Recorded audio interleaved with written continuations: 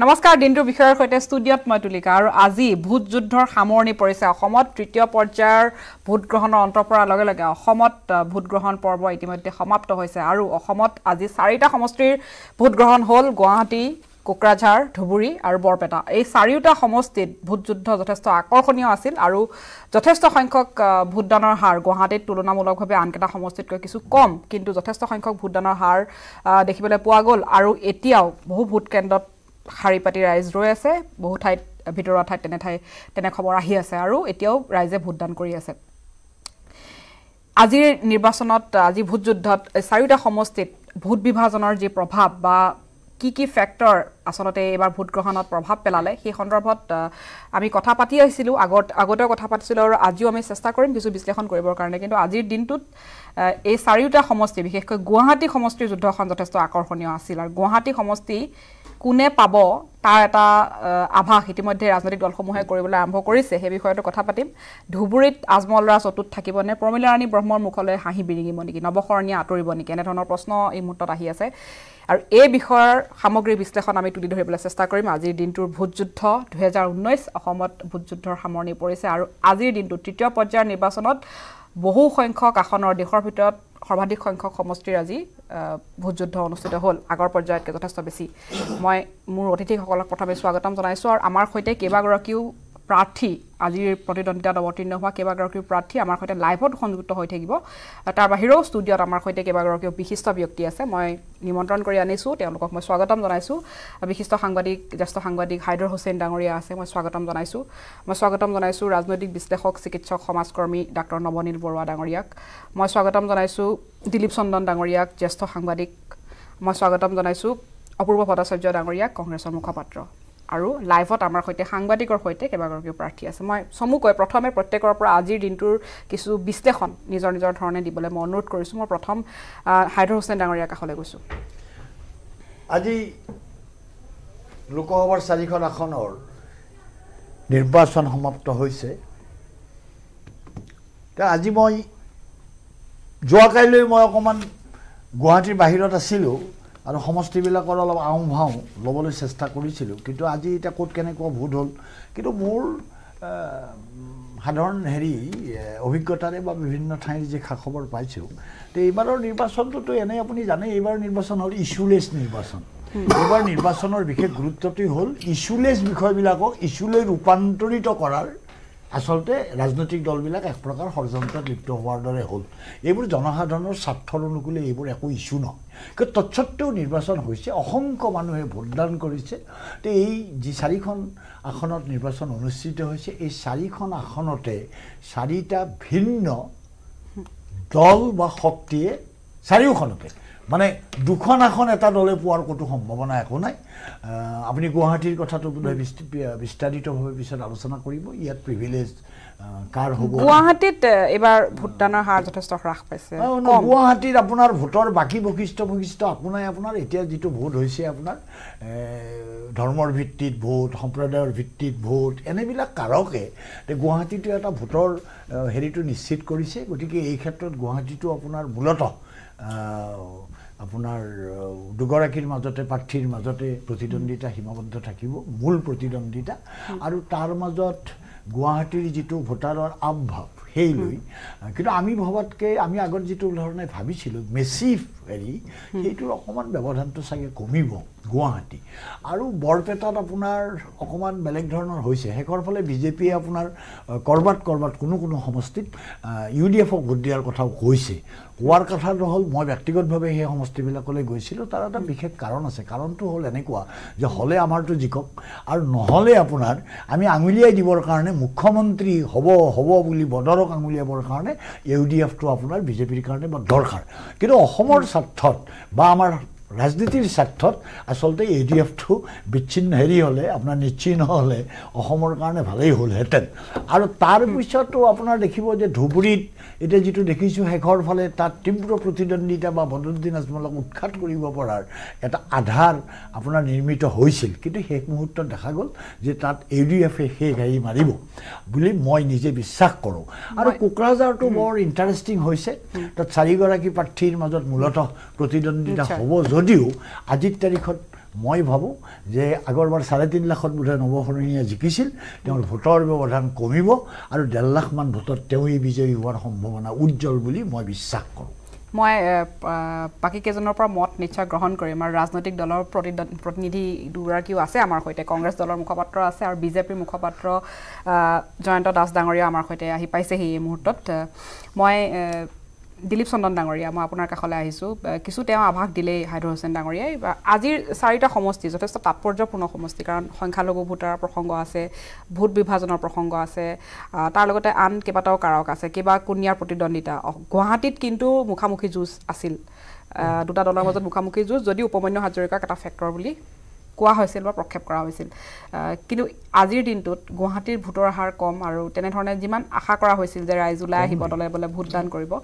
সেই কথাটো হৈ নুঠিল পৰিণতি হয়তো 23 মিনিট আমি গম পাম কিন্তু মানুহৰ উৎসাহ কিমান সাংঘাতিক নহয়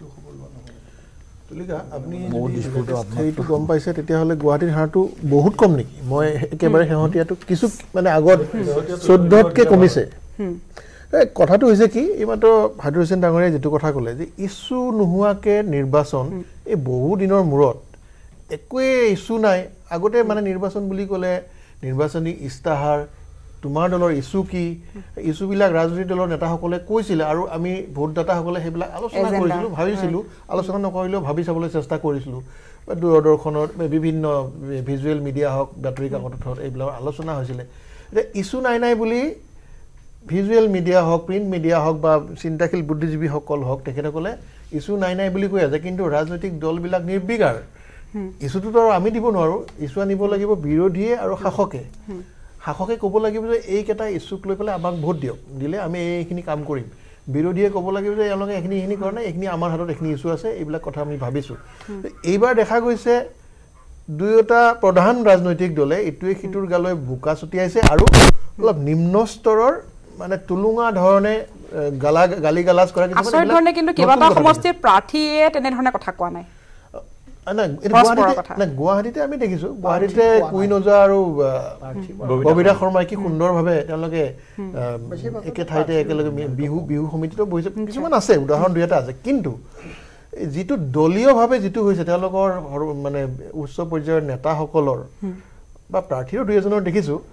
যিটো ধৰণৰ নিম্ন স্তৰৰ কথোপকথন হৈছে গালি গালাজ হৈছে এইবিলাক আচলতে আমাৰ মানুহে ভোটদাতাৰ মানুহৰ কাৰণে নতুন অভিজ্ঞতা বিতৃষ্ণা উপজাই একেবাৰে এনেকুৱা ইয়াৰ পূৰ্বৰ নিৰ্বাচনটোতো ইতিমধ্যে অধমুখে গতি কৰিছিল পৰিৱেশ কিন্তু এইবাৰৰ নিচিনা হোৱা নাছিল তাত নাই বুলিলেও বিজেপিয়ে কিবা কিবি কৈ পেলাই কিছুমান ইছ্যু দাঙি ধৰিছিলে কংগ্ৰেছ দুৰ্বল অৱস্থানত থাকিলে কংগ্ৰেছেও কিছুমান কথা ক'বলৈ চেষ্টা কৰিছিলে এইবাৰ কিন্তু ইছ্যু নোহোৱা কথাটোত তেওঁলোকে আৰু এটা ইণ্টাৰেষ্টিং কথা ইছ্যু নাই মানে কি আমাৰ ইছ্যু নাই গতিকে মানে বিজেপিৰ ইছ্যু নাই গতিকে আমি ইছ্যু আনো বুলি কংগ্ৰেছে ভাবা নাই ইছ্যু নোহোৱাৰ ক্ষেত্ৰত গোটেইকেইটা ৰাজনৈতিক দলে ঐক্যবদ্ধভাৱে থিয় দিছে কাৰো ইছ্যু নাই যে আমাৰ কাৰো ইছ্যু নাই এইটো বৰ আচৰিত কথা ইছ্যুবিহীনভাৱে তেওঁলোকে জনতাক কি দিব কি পাব এইবিলাক কথা নোকোৱাকে কেৱল ভোট দিয়ক ভোট লাগে কিয় ভোট দিব লাগে ক'ব নোৱাৰে মই আপোনাৰ কাষলৈ আহি মই বাকী কেইজনৰ পৰা মত ল'ম চমুকৈ বিশেষকৈ আমি যিটো প্ৰথম কথা পাতিছোঁ নৱনীল বৰুৱা ডাঙৰীয়া 4টা সমষ্টিৰ কথা কোৱা হৈছে গুৱাহাটীৰ যুঁজখন আকৰ্ষণীয় হোৱাৰ কথা কৈছে আৰু বৰপেটা আৰু ধুবুৰী এই দুটা সমষ্টিত এটা বিশেষ যুদ্ধ আছিল বিশেষকৈ AIUDFৰ প্ৰসংগ য'ত আছে হয় গুৱাহাটীৰ কথা ক'বলৈ হ'লে চহৰীয়া বা নগৰীয়া ভোটাৰৰ সাধাৰণতে যিটো উৎসাহ অন্য মানে গ্ৰাম্য অঞ্চলত থাকে সেইটো নাথাকে অনিহা এটা থাকেই সেইকাৰণে বৰ আচৰিত কথা নহয় যে অন্যৰ তুলনাত ভোটৰ যিটো পৰিসংখ্যা অলপ কম যোৱাবাৰ যিটো 2014ৰ নিৰ্বাচনত যিটো এজেণ্ডাটো উপস্থাপন কৰিছিল আন্না হাজাৰেৰ আন্দোলনে এটা দুৰ্নীতিটোক এটা বিশেষ ভূমিকা আনি দিছিল যাৰ ফলত মানুহে পৰিৱৰ্তন বিচাৰিছিল আৰু মন কৰিবলগীয়া কথা যে তেতিয়া ভাৰতীয় জনতা পাৰ্টি দলে কোনো মেনেজমেণ্ট কৰি মানুহ আনিবলগীয়া হোৱা নাছিল খানাপাৰাত মিটিং হওঁতে মানুহে স্বতঃস্ফূৰ্তভাৱে হেজাৰ মানুহ গৈছিল এইটো এতিয়া তেওঁলোকে মেনেজ কৰিবলগীয়া অৱস্থা এটা আহিল কংগ্ৰেছৰো একেটা অৱস্থা সকলো দলে এতিয়া এইবাৰ গাঁও অঞ্চলত যদি আপুনি দেখে যে একেখিনি মানুহে কংগ্ৰেছৰ মিটিঙলৈ গৈছে AGPৰ মিটিঙলৈ গৈছে বিজেপিৰ মিটিঙলৈ গৈছে কাৰণ তেওঁলোকক যিখিনি পানীৰ বটলটো পায় বা খোৱা বস্তুখিনি পায় সেইটোৰ কাৰণে এই এজেণ্ডা আৰু ইছ্যুলেছ এটা নিৰ্বাচনৰ কাৰণে এইবাৰ উৎসাহটো কম কিন্তু তৎসত্ত্বেও এটা কাৰক গোটেই এই আজিৰ চাৰিটাত এটা কাৰক নিশ্চিতভাৱে আছে, সেইটো হৈছে মানুহৰ উৎকণ্ঠা, মানুহৰ ভয় যে এটা ফেচিবাদী চৰিত্ৰৰ দল এটা আকৌ বেছি ফেচিবাদী হৈ উঠিব নেকি, সেই ভয়টো নিশ্চিতভাৱে বিশেষকৈ সংখ্যালঘুৰ মাজত আছে। সেইকাৰণে হয়তো সংখ্যালঘু ভোটাৰৰ সংখ্যাটো বেছি। কিন্তু আমি এইটো আন্দাজতহে কৈছোঁ যে সংখ্যালঘুৱে বিজেপিক ভোট দিয়া নাই, নহ'বও পাৰে। বিজেপিয়ে যথেষ্ট গ্ৰাম্যাঞ্চলত সা সুবিধা দিছে, বস্তু দিছে, সংখ্যালঘুৱে সেইটো চাই পেলাইও দিব পাৰে, ক'বতো নোৱাৰি। আৰু যিটো গুৱাহাটীত এটা বস্তু মই লক্ষ্য কৰিলোঁ, তাৰ কিমান মানে হেৰি হয়, তাৰ এফেক্ট কিমান হয় মই ক'ব নোৱাৰোঁ। এক জাতীয়তাবাদী শিবিৰৰ যিখিনি ভোটাৰ আছিল, যি আজি ইমান বছৰে অগপক দি আছিল, জীৱনত প্ৰথমবাৰৰ বাবে কংগ্ৰেছক ভোট দিছে। আৰু সেইটো সংখ্যাত একেবাৰে কম নহয়, কাৰণ তেওঁলোকৰ যুক্তিটো এইটোৱে যে কেব আমাৰ কাৰণে বিধ্বংসী, কেবক ৰক্ষা কৰিছিল কংগ্ৰেছে, সেইকাৰণে কংগ্ৰেছক পুৰস্কাৰ হিচাপে আমি জীৱনত প্ৰথমবাৰৰ বাবে ভোট দিওঁ। সেইটো এটা গুৱাহাটীত। কিন্তু মই এটা কথা খালি কৈ শেষ কৰিব খুজিছোঁ, মই যেতিয়া ভোট দিব গৈছিলোঁ 30 অনুৰ্ধ ভোটাৰৰ সংখ্যাটো যথেষ্ট কম দেখিছিলোঁ। আৰু 30 অনুৰ্ধ ভোটাৰ কম হোৱাটো গণতন্ত্ৰৰ কাৰণে ভাল নহয়, কাৰণ 30 অনুৰ্ধ ভোটাৰেহে ভৱিষ্যতৰ ভোটাৰ। এই কথাটো যদি কোনোবাই উলিয়াব পাৰে যে গোটেই অসমত 30 অনুৰ্ধ ভোটাৰ কিমানে দিলে, কিমান শতাংশই দিলে, এই কথাটো কিন্তু আলোচনা কৰিব লাগিব। অপূৰ্ব ভট্ট ডাঙৰীয়া, 4টা সমষ্টিৰ আপোনালোকৰ আজি অসমত যিহেতু ভোটযুদ্ধৰ সামৰণি পৰিছে, এটা যথেষ্ট চকু আছিল তৃতীয় পৰ্যায়ত, বিশেষকৈ কাৰণ আপোনালোকৰ কাৰণে গুৰুত্বপূৰ্ণ আসন। গুৱাহাটীৰ ওপৰত চকু আছে, তেনেকৈ বৰপেটা আৰু ধুবুৰীতো আপোনালোকে আশা কৰিছে। কি ক'ব এই মুহূৰ্তত, কেনেধৰণে আপুনি আপোনাৰ প্ৰত্যাশা কেনেধৰণৰ আৰু ফেক্টৰ কেনেকৈ বিশ্লেষণ কৰিব? তৃতীয় পৰ্যায়ৰ নিৰ্বাচনত কংগ্ৰেছ দলৰ ফলাফল ভাল হ'ব। প্ৰথম কথা, মই গুৱাহাটীৰ পৰা আৰম্ভ কৰিছোঁ। দুদিনৰ আগলৈকে গুৱাহাটীৰ যিখন ছবি আছিল, বিগত 48 ঘণ্টাত সেই ছবিখন সম্পূৰ্ণৰূপে সলনি হৈছে। আৰু এটা আমি যে কওঁ চাইলেণ্ট ভোটাৰ সংখ্যাটো ইমান বাঢ়িছে যে যিটো কথা শাসক দলে নিজেও এছেছ কৰিব পৰা নাই। আৰু যোৱাবাৰ মোদী চৰকাৰৰ সফলতাত যিটো মানে নিউ জেনেৰেশ্যনৰ ভোটাৰৰ যিটো সাংঘাতিক ভূমিকা আছিল, ডক্টৰ বৰুৱাই সেই কথাটো কৈছে, সেইটো কিন্তু খুব মন কৰিবলগীয়া কথা। বিশেষকৈ অন্যত নহ'লেও গুৱাহাটীৰ সমষ্টিসমূহত সেই যিটো উৎসাহ, সেই প্ৰৱণতাটো কিন্তু নাই। আৰু তাৰ বিপৰীতে আমি কেইবাটাও দিশৰ পৰা কোনোবা নিগেটিভ ভোট বুলিয়ে হওক, কোনোবা ৰিৱাৰ্ড বুলিয়ে হওক বা ৰিকগনাইশ্যন বুলিয়ে হওক। আৰু যোৱাকালিও অমিত শ্বাহ ডাঙৰীয়াই যেতিয়া কেবহে আগতে হ'ব, তাৰপিছত NRCৰ কথা কোৱাৰ লগে লগে কোনো স্বাভিমান থকা খিলঞ্জীয়া মানুহে বিজেপিৰ পক্ষে ভোট দিছে বুলি আমি নাভাবোঁ। এই কথাটোৰে মই ঠেলি দিব বিচাৰিছোঁ জয়ন্ত দাসলৈ। আছে আপুনি ক'ব পাৰে। চাওক, তিনিজনকৈ বিজ্ঞ মোৰ শ্ৰদ্ধাৰ ব্যক্তিয়ে এটা কথা ক'লে যে এইবাৰ ইছ্যুবিহীন নিৰ্বাচন। মই তিনিওজন বিজ্ঞৰ কথা একে আষাৰে মই নাকচ কৰিব বাধ্য হৈছোঁ মোৰ দলৰ ফালৰ পৰা, যে বিকাশ আৰু উন্নয়ন এটা ডাঙৰ ইছ্যু, যিটো ইছ্যুক লৈ ভাৰতীয় জনতা পাৰ্টীক ইতিমধ্যে গ্ৰহণ কৰিছে। আৰু বিৰোধীৰ হাতত ইছ্যু এইকাৰণে নাই যে বিৰোধীৰ হাতত ইছ্যু থাকিবৰ কাৰণে না তেনে দুৰ্নীতি, না ভ্ৰষ্টাচাৰ, না কিবা সেনেকুৱা হ'ল যাৰ বাবে বিৰোধীয়ে একদম মানে আকাশ মানে তাল ফাল লগাই কাম কৰিব পাৰিলে। একো ইছ্যুই নিদিলে বিৰোধীৰ হাতত। আৰু একদম এইটো ইছ্যুবিহীন নহয়, উন্নয়ন, সুৰক্ষা, এইটো হ'ল ইছ্যুক লৈ এইবাৰ নিৰ্বাচন হৈছে। আৰু মই আপোনাৰ ইয়াত আহি এটা তথ্য দিওঁ যে দিছপুৰৰ চহৰাঞ্চল, গ্ৰাম্য অঞ্চল নহয়, দিছপুৰৰ চহৰাঞ্চলৰ কেইবাটাও ভোট চেণ্টাৰত 95% ভোট পোল হৈছে। আৰু আজি আপোনাক কওঁ যে মোৰ নিজৰ যিটো বুথ, একেলগে তাত 9টা ভোট চেণ্টাৰ, এখন কলেজ, 2খন স্কুল, তাত নাই বুলি ক'লে 15,000 পৰা 20,000 মানুহ ভোটাৰে তাত ভোট দিয়ে। 6টা বজাত গৈ কমেও 8,000 মানুহ ৰখি আছে 7টা বজাত গেট খোলালৈ। আৰু সেই দিনটো তেনেধৰণৰ ভিৰ। এই গোটেই চহৰ অঞ্চলতো এইবাৰ আচৰিত ধৰণে সাধাৰণতে সংখ্যালঘু বসতি প্ৰধান অঞ্চলত যিটো হাৰত ভোট প্ৰদান হয় ঠিক সেই ভোট প্ৰদানটো কিন্তু এইবাৰ চহৰাঞ্চলত হোৱা দেখিছোঁ আৰু এই মঞ্চতে আপোনালোকৰ এই চেনেলতে বহি মই এদিন কৈছিলোঁ আজিৰ পৰা এসপ্তাহ 10 দিন আগত যে আপোনালোকৰ পৰা প্ৰশ্ন কৰা হৈছিল যে যোৱাবাৰৰ দৰে মুদি ঢৌ নাই মই তেতিয়া পঞ্চায়তে কৈছিলোঁ নহয় যোৱাবাৰতকৈ এইবাৰ বহুত বেছি মুদি ঢৌ আছে আৰু সেই বহুত বেছি মুদি ঢৌৰ কাৰণে যি সংখ্যালঘু অঞ্চলত বসতি প্ৰধান অঞ্চলত যিটো হাৰত ভোট প্ৰদান হয় 80-90% ঠিক তেনেধৰণৰ ভোট প্ৰদান এইবাৰ আমাৰ গুৱাহাটীৰ চহৰাঞ্চলত হৈছে আৰু এটা কথা যেহেতু নিৰ্বাচন হৈ গ'ল এতিয়া আমাৰ কোনো বক্তব্য এনেকুৱা ধৰণৰ কথা নাৰাখে যে অহা নিৰ্বাচনটোত এই বক্তব্য সহায় কৰিবৰ কাৰণে আমি কথা এষাৰ কওঁ আপোনালোকে চাই থাকক যে গুৱাহাটী বিশেষকৈ মূল প্ৰতিদ্বন্দ্বী বুলি যদি ক'ব যায় সেই মূল প্ৰতিনিধিৰ মাজত পাৰ্থক্য চাব 23 মেত গম পাব লাখৰ ওপৰত পাৰ্থক্য লাখৰ ওপৰত মই পুনৰ আহিম কংগ্ৰেছৰ প্ৰাৰ্থী গুৱাহাটীৰ কংগ্ৰেছৰ প্ৰাৰ্থী ববিতা শৰ্মা ডাঙৰীয়ানী আমাৰ সৈতে লাইভত সংযুক্ত হৈ আছে মই ববিতা শৰ্মা ডাঙৰীয়ানী আপোনাক স্বাগতম জনাইছো আৰু আজিৰ দিনটো এটা উৎকণ্ঠাৰ দিন আছিল নিশ্চয় আশা কৰিছে আপুনি আৰু এই মুহূৰ্তত যেহেতু ইভিএমত ভোট গ্ৰহণ অনুষ্ঠিত হৈ গ'ল ভোট বন্দী হ'ল আপোনাৰ ভাগ্য বন্দী হৈছে আজিৰ দিনটোত কেনেধৰণে আপুনি আজিৰ বিশ্লেষণ আগবঢ়াব কাৰণ ইছ্যু নথকাকৈ প্ৰাৰ্থীসকল ৰাইজৰ কাষলৈ যোৱা বুলি কৈছে ইতিমধ্যে বিজেপিৰ যিগৰাকী প্ৰতিনিধি জয়ন্ত দাস ডাঙৰীয়া তেওঁ কৈছে যে বিৰোধীৰ ওচৰত ইছ্যু নাই আপোনালোক ৰাইজৰ কাষলৈ যাওঁতে কোনো ইছ্যু নাছিল নেকি আপোনালোকৰ হাতত বিশেষকৈ আপুনি ৰাইজৰ মাজত কেনেধৰণৰ বিষয়সমূহ লৈ গৈছিল আৰু কেনেধৰণে সঁহাৰি আপুনি ৰাইজৰ পৰা পাইছিল কাৰণ আপুনি নিৰ্বাচনী প্ৰচাৰত শেহতীয়াকৈ যিহেতু ইমান জোৰদাৰ আপুনি প্ৰচাৰ চলাই আহিছিল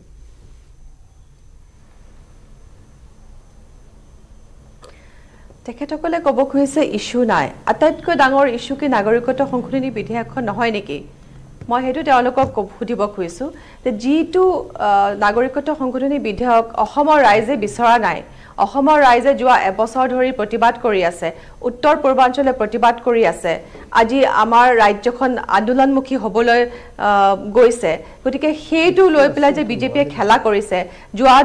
যোৱাকালিও অমিত শ্বাহ ডাঙৰীয়াই কৈছে যে তেওঁলোকে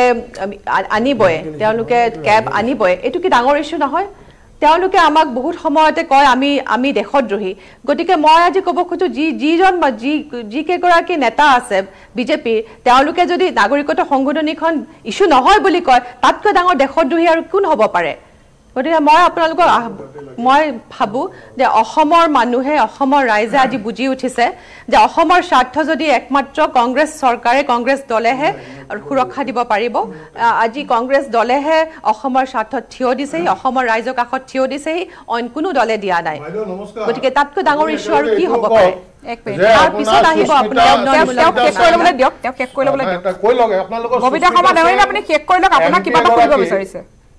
তাৰ লগতে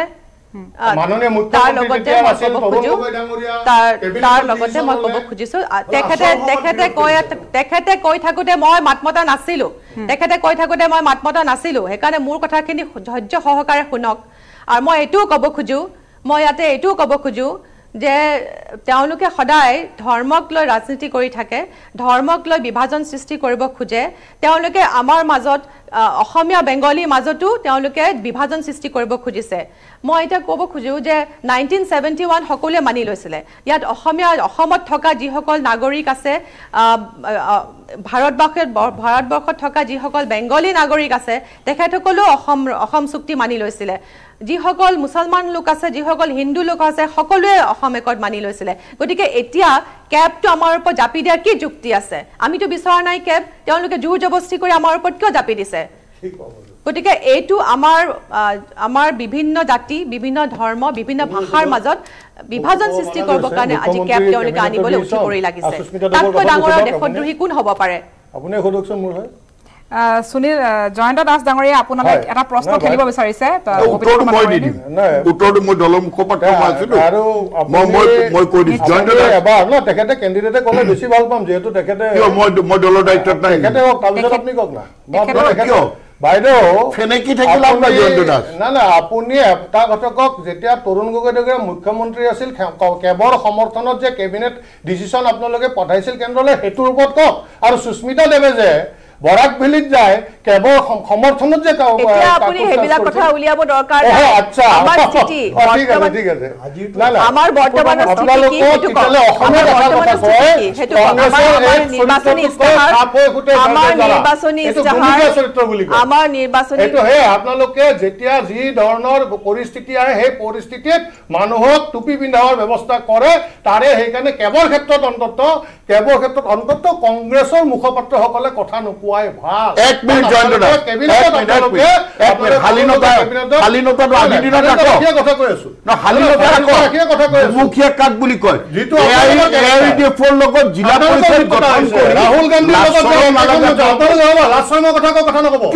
আপোনালোকে ৰাহুল গান্ধীৰ লগত আপোনালোকৰ বদৰুদ্দিন আজমল দিল্লীত বহিব পাৰে আৰু আপুনি মোক কওকচোন আমাৰ কোন নেতা জিলা পৰিষদ আপোনাৰ লাজ নাই জিলা পৰিষদৰ লাজ নাই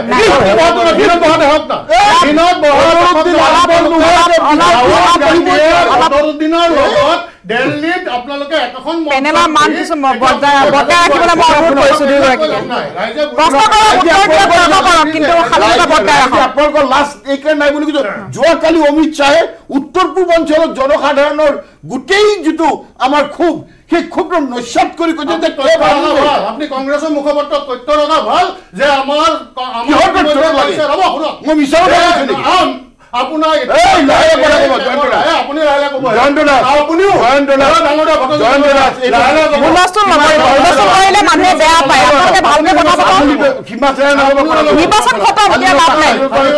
নিৰ্বাচন শেষ হৈছে শালীনতা ৰখা নাই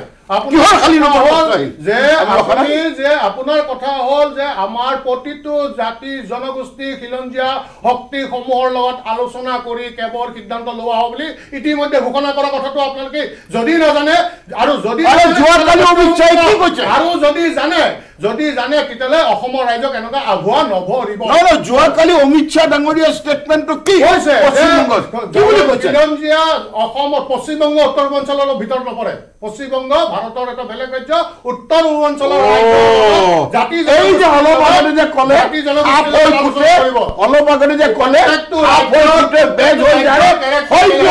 মই দুয়োকে অনুৰোধ কৰিলো মোৰ সৈতে আৰু অতিথি আছে হ'ব জয়ন্ত দাস ডাঙৰীয়া হ'ব মই মোৰ সৈতে আৰু অতিথি আছে মোৰ সৈতে সুনীল ডেকা ডাঙৰীয়া আছে আৰু মহিউদ্দিন সিদ্দিকী এআইডিএফৰ নেতা আমাৰ সৈতে আনটো ষ্টুডিঅ'ত আছে মই ববিতা শৰ্মা ডাঙৰীয়াক এই মুহূৰ্তত ধন্যবাদ জনাইছোঁ তেওঁ আমাক সময় দিলে আজি দিনটো যথেষ্ট দীঘলীয়া দিন আছিল তেওঁৰ কাৰণে তেওঁ আমাক ইমানখিনি পৰিশ্ৰমৰ পাছতো আমাক সময় দিয়া তাৰ কাৰণে ধন্যবাদ জনাইছোঁ মই সুনীল ডেকা আপোনাৰ কাষলৈ যাব বিচাৰিছোঁ আপোনালোকৰ তৰফৰ পৰা এটা মই এই মুহূৰ্তত ৰাইজলৈ এটা মই আপোনাৰ পৰা এটা উত্তৰ বিচাৰিম ৰাইজৰ কাৰণে কালি অমিত শ্বাহ ডাঙৰীয়াই কেবৰ কথা প্ৰসংগ উত্থাপন কৰিছিল পশ্চিমবংগত যে কেব প্ৰথম অনা হ'ব নাগৰিকত্ব সংশোধনী বিধেয়ক প্ৰথম অনা হ'ব তাৰ পিছতহে এনআৰচি অনা হ'ব এনেধৰণৰ আশ্বাস দিয়া হৈছিল মই আশ্বাস বুলি এইটো কাৰণে কৈছোঁ কাৰণ এনআৰচি বিষয়টো কিছু এনআৰচি বিষয়ক লৈ পশ্চিমবংগত এটা বেলেগ ধৰণৰ ৰাজনীতি হৈ আছে তাত ভয় খাই আছে বহু লোকে সেইকাৰণে সেই বিষয়টোত আশ্বাস দিবলৈ গৈ কেবৰ প্ৰসংগটো উত্থাপন কৰিছিল সেয়া নিৰ্বাচনী প্ৰচাৰৰ অংশ কিন্তু অসমত আজি একাংশ নেতাই কৈছে যে কেব বাতিল হৈছে কেবৰ প্ৰসংগটো গুৰুত্বপূৰ্ণ নহয় কেবৰ এতিয়া কোনো বিষয়ে নাই এনেধৰণৰ মন্তব্যও কৰিছে কি ক'ব হয় আচল কথাটো হ'ল যে কেব আজিৰ তাৰিখত কেব নাই কেবটো ভাৰতীয় জনতা পাৰ্টি আনিম বুলি কৈ আছে আৰু আমি তাৰ বিৰোধিতা কৰিম বুলি কৈ আছোঁ এটা কথা হ'ল যে কেবৰ কথা যেতিয়া আমি উলিয়াম কেবৰ কথাত আপুনি জানে যে যেতিয়া আমাৰ মিত্ৰতা হৈছিল বৰ্তমান অসমৰ মন্ত্ৰী সন্মানীয় হিমন্ত বিশ্ব শৰ্মা ডাঙৰীয়াই কৈছিল যে যদি কিবা কাৰণত কেব আনিবলগীয়া হয় তেতিয়াহ'লে অসম গণ পৰিষদ আৰু ভাৰতীয় জনতা পাৰ্টিৰ মাজত এটা আলোচনা মৰ্মেহে এই সিদ্ধান্ত গ্ৰহণ কৰা হ'ব তাতকৈ ডাঙৰ কথা ভাৰতীয় জনতা পাৰ্টিৰ যিখন এইবাৰ ইস্তাহাৰ সেই ইস্তাহাৰত তেওঁলোকে উল্লেখ কৰিছে যে কেব সম্পৰ্কত যদি উত্তৰ পূৰ্বাঞ্চলৰ ৰাইজৰ মতামতৰ ওপৰত ভিত্তি কৰিহে তেওঁলোকে এই ডিচিশ্যনটো ল'ব এতিয়া অমিত শ্বাহে যোৱাকালি যিটো কথা ক'লে যে কেব তেওঁলোকে আনিব কেব অকল অসমৰ উত্তৰ পূৰ্বাঞ্চলৰ কাৰণে নহয়তো কেব সমগ্ৰ ভাৰতবৰ্ষৰ কাৰণে গতিকে আমি বিশ্বাস কৰোঁ যে কেব যদি আনিবলগীয়া হয় তেতিয়াহ'লে অসম আৰু উত্তৰ পূৰ্বাঞ্চলৰ ৰাইজৰ মতামতৰ ওপৰত ভিত্তি কৰিহে তেওঁলোকে কেব আনিব গতিকে এই সম্পৰ্কত আমি ৰাইজৰ লগত থাকিম মই নিশ্চয় আপোনাৰ উত্তৰটো মই তাৰ লগতে আজি নিৰ্বাচনী প্ৰেক্ষাপটতো মই আপোনাৰ পৰা এটা উত্তৰ বিচাৰিছোঁ ধুবুৰীত আপোনালোকৰ প্ৰতিনিধি আজি উঠিছে জাভেদ ইছলাম ডাঙৰীয়া তেওঁক লৈ কেনেধৰণৰ আপুনি এটা বিশ্লেষণ এই মুহূৰ্তত তুলি ধৰিব বিচাৰিব কাৰণ সন্মুখত বদৰুদ্দিন আজমল আপোনালোক যথেষ্ট আত্মবিশ্বাসী হৈ আছিল ইতিবাচক হৈ আছিল কিন্তু আজমল ডাঙৰীয়াৰ দুৰ্গত তেওঁক প্ৰত্যাহ্বান জনোৱাটো নিশ্চয় এটা প্ৰত্যাহ্বান ডাঙৰ প্ৰত্যাহ্বান নাই এইবাৰ ধুবুৰী সমষ্টিত যিজন আমাৰ প্ৰাৰ্থী জাভেদ ইছলাম উঠিছে মই ভাবোঁ যে এইবাৰ কিন্তু প্ৰতিদ্বন্দ্বিতা জাভেদ ইছলাম আৰু বদৰুদ্দিন আজমল ডাঙৰীয়াৰ মাজত হ'ব এইকাৰণে হ'ব যে আমি জাভেদ ইছলাম এজন শক্তিশালী প্ৰাৰ্থী তেওঁ মানকাছাৰৰ দুবাৰকৈ বিধায়ক হৈছে প্ৰাক্তন মন্ত্ৰী জহিৰুল ইছলামৰ পুত্ৰ লগতে তেওঁ সমগ্ৰ ধুবুৰীত তেওঁৰ এটা নিজৰ প্ৰভাৱ আছে তেওঁ এজন প্ৰাক্তন ক্ৰিকেটাৰ গতিকে তেওঁৰ সেই প্ৰভাৱৰ জৰিয়তে আমি ভাবোঁ যে আগতে যেনেকৈ মানকাছাৰ অঞ্চলটোত আপোনাৰ বদৰুদ্দিন আজমলে বেছিকৈ ভোট পাইছিল কিন্তু এইবাৰ মানকাছাৰ অঞ্চলত ৭০,০০০ৰো অধিক বেছি ভোট পাব আপোনাৰ জাভেদ ইছলামে ঠিক তেনেকৈ তেওঁৰ শালমাৰা আদি কৰি বিভিন্ন অঞ্চলত তেওঁৰ ভাল প্ৰভাৱ আছে গতিকে আমি ভাবোঁ এইবাৰ ধুবুৰী অঞ্চলত জাভেদ ইছলামে যথেষ্ট প্ৰভাৱ বিস্তাৰ কৰিব তাৰোপৰি হিন্দু ভোট আছে প্ৰায় ৫ লাখৰ ওচৰা-ওচৰি ভোট গতিকে আমি ভাবোঁ যে হিন্দু ভোটখিনিও যিহেতু মিত্ৰজোঁটৰ আমি প্ৰাৰ্থী তাত বড়ো ভোট আছে গাৰো ভোট আছে আজি গাৰো ভোটৰ কাৰণে কনৰাজ চাংমাৰ নিজৰ ককাইকে নে ভাইকে গৃহমন্ত্ৰী তেওঁ হৈ পেলাই গাৰো ভোটখিনিৰ কাৰণে প্ৰচাৰ কৰিছে গতিকে সমগ্ৰ গোটেই আমি যদি ভোটখিনি যোগ কৰোঁ তেতিয়াহ'লে মই ভাবোঁ যে বদৰুদ্দিন আজমল এইবাৰ সেই খাই মাৰিব নোৱাৰিব যদিও টাফ কণ্টেষ্ট হ'ব আমাৰ এআইডিএফৰ প্ৰাৰ্থীগৰাকীৰ পৰা এটা প্ৰতিক্ৰিয়া ল'ব বিচাৰিম তাৰপিছত মই এটা বিৰতি ল'ম মহিউদ্দিন ছিদ্দিকী ডাঙৰীয়া কি ক'ব এই মুহূৰ্তত মৌলানা বদৰুদ্দিন আজমলৰ বিজয় নিশ্চিত ইতিমধ্যে হৈছে আৰু এতিয়া আমি ধাৰণা কৰিছোঁ যে কিমান তেওঁ ব্যৱধানেৰে জিকিব সেই হিচাপটো উলিয়াবলৈহে এতিয়া বাকী 18.5 লাখৰ 13 লাখ সংখ্যালঘু ভোট নিশ্চয় মই এই বিষয়ত কথা পাতিম ধুবুৰী সমষ্টিৰ কথা আছে মই বিৰতিৰ পাছত ঘূৰি আহিম আৰু আমাৰ সৈতে অতিথিসকল আছে প্ৰাৰ্থী আছে কেইবাঠাইৰো প্ৰাৰ্থী আমাৰ সৈতে লাইভত সংযুক্ত হৈ আছে তেওঁলোকৰ কাষলৈ যাম তেওঁলোকৰ অভিজ্ঞতা আৰু তেওঁলোকৰ প্ৰত্যাশাৰ সন্দৰ্ভত প্ৰশ্ন কৰিম তেওঁলোকৰ পৰা উভতি আহিছোঁ দিনটোৰ বিষয়ৰ মাজলৈ আৰু আজি ভোটযুদ্ধৰ সামৰণি পৰিছে অসমত 4টা সমষ্টিত আজি ভোটগ্ৰহণ অনুষ্ঠিত হ'ল আৰু আমাৰ সৈতে এই মুহূৰ্তত সংযুক্ত হৈ আছে প্ৰমীলাৰাণী ব্ৰহ্ম ডাঙৰীয়ানী কোকৰাঝাৰৰ PPFৰ প্ৰাৰ্থী মিত্ৰজোঁটৰ প্ৰাৰ্থী প্ৰমীলাৰাণী ব্ৰহ্ম ডাঙৰীয়ানী মই স্বাগতম জনাইছোঁ আপোনাক আৰু আজিৰ দিনটোত কেনেধৰণৰ প্ৰত্যাশা আপুনি এই মুহূৰ্তত প্ৰকাশ কৰিব আৰু অভিজ্ঞতা কেনে আছিল সমগ্ৰ নিৰ্বাচনী প্ৰচাৰত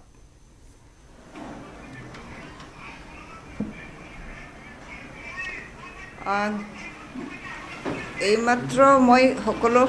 মোৰ সমষ্টিত ঘূৰি ঘূৰি আহিছোঁ আৰু অন্যান্য সমষ্টিতো মই ৰিপৰ্ট লৈ আহিছোঁ তো সকলো সমষ্টিৰ পৰা যিখিনি ৰিপৰ্ট পাইছোঁ আমি যেনেকৈ আশা কৰিছোঁ তেনেকুৱা ধৰণৰে হ'ব মই মিনিমাম ৰাতিপুৱা ভাগত যিখিনি কৈছিলোঁ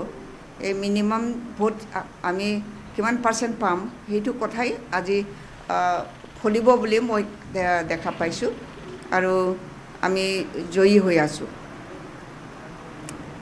নৱশৰণীয়া ডাঙৰীয়াও আছে মই আপোনাক লাইনত থাকিবলৈ অনুৰোধ কৰিছোঁ নৱশৰণীয়া ডাঙৰীয়া প্ৰমীলাৰাণী ব্ৰহ্মই এই মুহূৰ্তত যথেষ্ট আত্মবিশ্বাস প্ৰকাশ কৰিছে আপুনি কেনেধৰণে প্ৰকাশ কৰিব আপোনাৰ প্ৰত্যাশা এই মুহূৰ্তত কি দেখা পাই আছে আৰু কি আশা কৰি আছে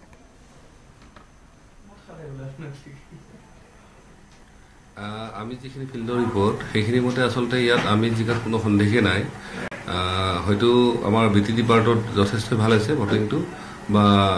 কি কয় আমাৰ পক্ষত যথেষ্ট ভোট আহিছে কিন্তু নন BTD পাৰ্টত অলপ মানে হেৰি হৈছে তথাপিতো আমি ভাবোঁ মাৰ্জিনটো অলপ ইফাল সিফাল হ'লেও জিকাৰ ক্ষেত্ৰত কোনো সন্দেহে নাই আৰু প্ৰমীলা বাইদেউ হওক উৰ্ষা হওক তেওঁলোকে কিন্তু আমাৰ ওচৰলৈকে আহিব পৰা কোনো তেওঁলোকৰ সম্ভাৱনাই নাই আচলতে তেওঁলোকে যিমানে যি নকওঁ খেলে কিন্তু যোৱা ৰাতি বহুত কিবা কিবি অলপ হৈছিলে খেলবিলাক কিন্তু হয়তো গোটেইখিনি ছাকচেছ নহ'ল গতিকে তেনেকুৱা ক্ষেত্ৰত মই ভাবোঁ যে তেওঁলোকৰ যিমান প্লেনিং আছিল গোটেইখিনি ফেইল হৈছে আৰু আমাৰ যেনেকুৱা ধৰণে গোটেইখিনিয়ে একদম অভিমানৰ চকুৰ পেলাইছিলে তাৰ পৰা এইবাৰলৈ আমি বাচি গ'লোঁ আৰু আহি থকা দিনত ৰাজনীতি নিশ্চয় আমি শিক্ষাবিলাক ভাল ধৰণে ব্যৱহাৰ কৰিব পাৰি যথেষ্ট শিকিলোঁ জানে যে আমাৰ এটা প্ৰফেচনেল টীম নাই তথাপি অভিমন্যু চক্ৰবেহুত সোমোৱাৰ কথা আপুনি কৈছে এটা খুব আকৰ্ষণীয় কমেণ্ট কিয় কৰিলে আৰু অকণমান যদি বুজাই দিয়ে ৰাইজৰ সুবিধা হ'ব হয় হয় হয় চাওক তাত যিমান গৈছে কংগ্ৰেছ যাওক BJP যাওক AGP যাওক EIDF যাওক বোলে প্ৰমীলা বাইদেউৰ পাৰ্টি যাওক উৰ্ষা বৰাৰ পাৰ্টি যাওক সকলোৱে এটাই হেৰি আছিলে বা CPM হওক নৱসেনা কেনেকৈ হাৰাব পাৰে তাৰ কাৰণে হেলিকপ্টাৰ লিডাৰ মানে কোনো বাকী ৰোৱা নাছিলে টকা পইচা কোনো মানে হেৰি হোৱা নাছিলে চবখিনি কাম কৰিছিলে অৰ্থাৎ মানে নিৰ্বাচনত বা ৰাজনীতিত যি কূটনীতি কি কয় সাম দণ্ড ভেদ যিমান আছিলে চব প্ৰয়োগ কৰিছিলে তাৰ মাজত যে আমাৰ অবৰ ৰাইজে ইমানখিনিৰ পিছতো তেওঁলোকে নিজৰ সংকল্পত অটল থাকিল বা সিদ্ধান্ত অটল থাকিল আৰু ইমান ধুনীয়াকৈ ভোটিংখিনি কৰিলে অকল সেয়াই নহয় এই যে দলবিলাকে শেষ ৰাতি যিবিলাক খেল খেলে সেইটো ফেলৰ কাৰণে বহুত ব্যৰ্থ হৈছে মই কালি অলপ সন্দেহ আছিলে যে ক'ৰবাত যদি কিবা অঘটন নহয় যে ইমান সুন্দৰভাৱে যে ভোটিং হৈ গ'ল কোকৰাঝাৰ তাৰ কাৰণে সকলোকে ধন্যবাদ আৰু এই ধৰণৰ খেলত আমি এইবাৰলৈকে বাছি গ'লোঁ আৰু হয়তো অহা দিনবিলাকত আমি ইয়াৰ পৰা শিক্ষা লৈ আৰু এনেকুৱা যাতে পাকত আমি নপৰোঁ বা এইবিলাক আমি আগৰ পৰা মানে হেৰি কৰিব পাৰোঁ আমি নিশ্চয় তাৰ কাৰণে প্ৰস্তুত হৈ থাকিম প্ৰমীলানী ব্ৰহ্ম ডাঙৰীয়ানী সেয়া নৱকৰণীয়াৰ ভাষ্য আছিল আপুনি যদি শুনা পাইছে তেওঁ অভিমন্যু চক্ৰবেহুৰ কথা কৈছে আৰু বিভিন্ন ধৰণৰ বল শক্তি ধন বল বাহুবল সকলো প্ৰয়োগ কৰি তেওঁক হৰুৱাবৰ কাৰণে সকলো দল একগোট হোৱাৰ কথা কৈছে অৰ্থাৎ এইখন যুদ্ধ কোকৰাঝাৰৰ এখন যুদ্ধ চাৰিকোণীয়া যুদ্ধ বুলি আমি যেনেকৈ কৈ আছোঁ তাৰ সলনি নৱকৰণীয়া ডাঙৰীয়াই কৈছে যে এই যুদ্ধখন আচলতে সকলো ৰাজনৈতিক দল বনাম নৱকৰণীয়া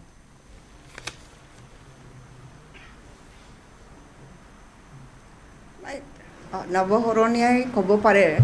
কিন্তু আমাৰ পজিশ্যনটো এনে আগত ইমান ধুনীয়া আছিলে কিন্তু আমি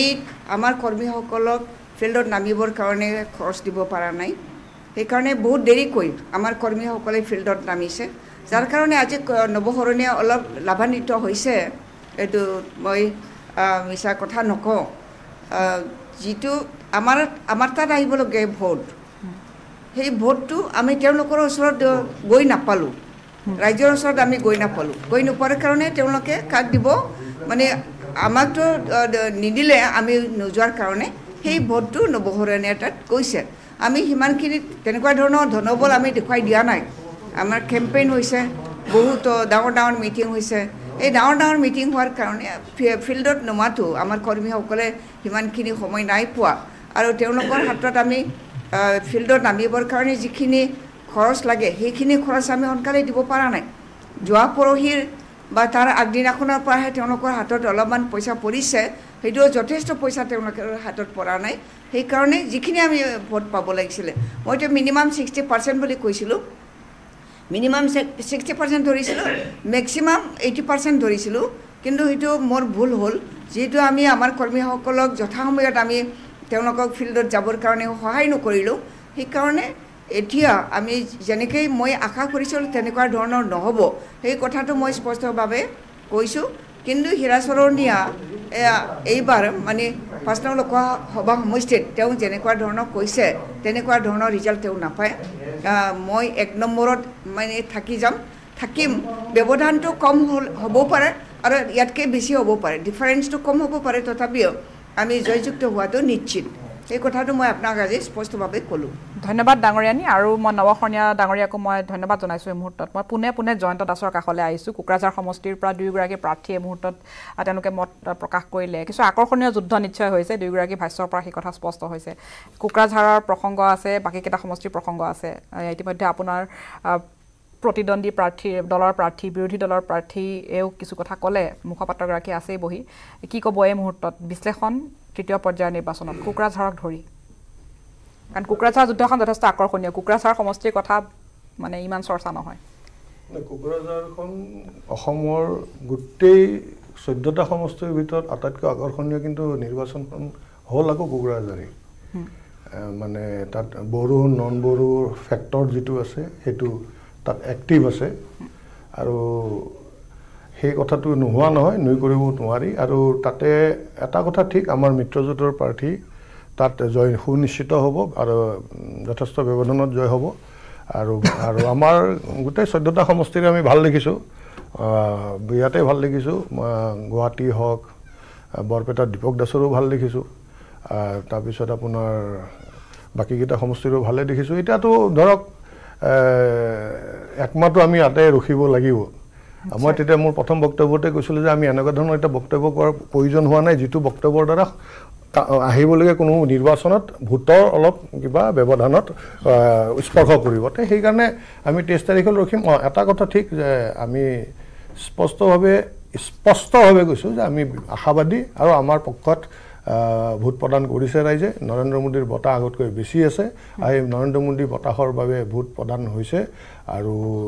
মই পুনৰবাৰ দোহাৰিছোঁ কেবটো যিটো কেবটো লৈ যেতিয়া উত্তৰ পূৰ্বাঞ্চলৰ প্ৰতিটো জাতি জনগোষ্ঠীৰ লগত আলোচনা কৰি সিদ্ধান্ত ল'ম বুলি কোৱাৰ লগে লগে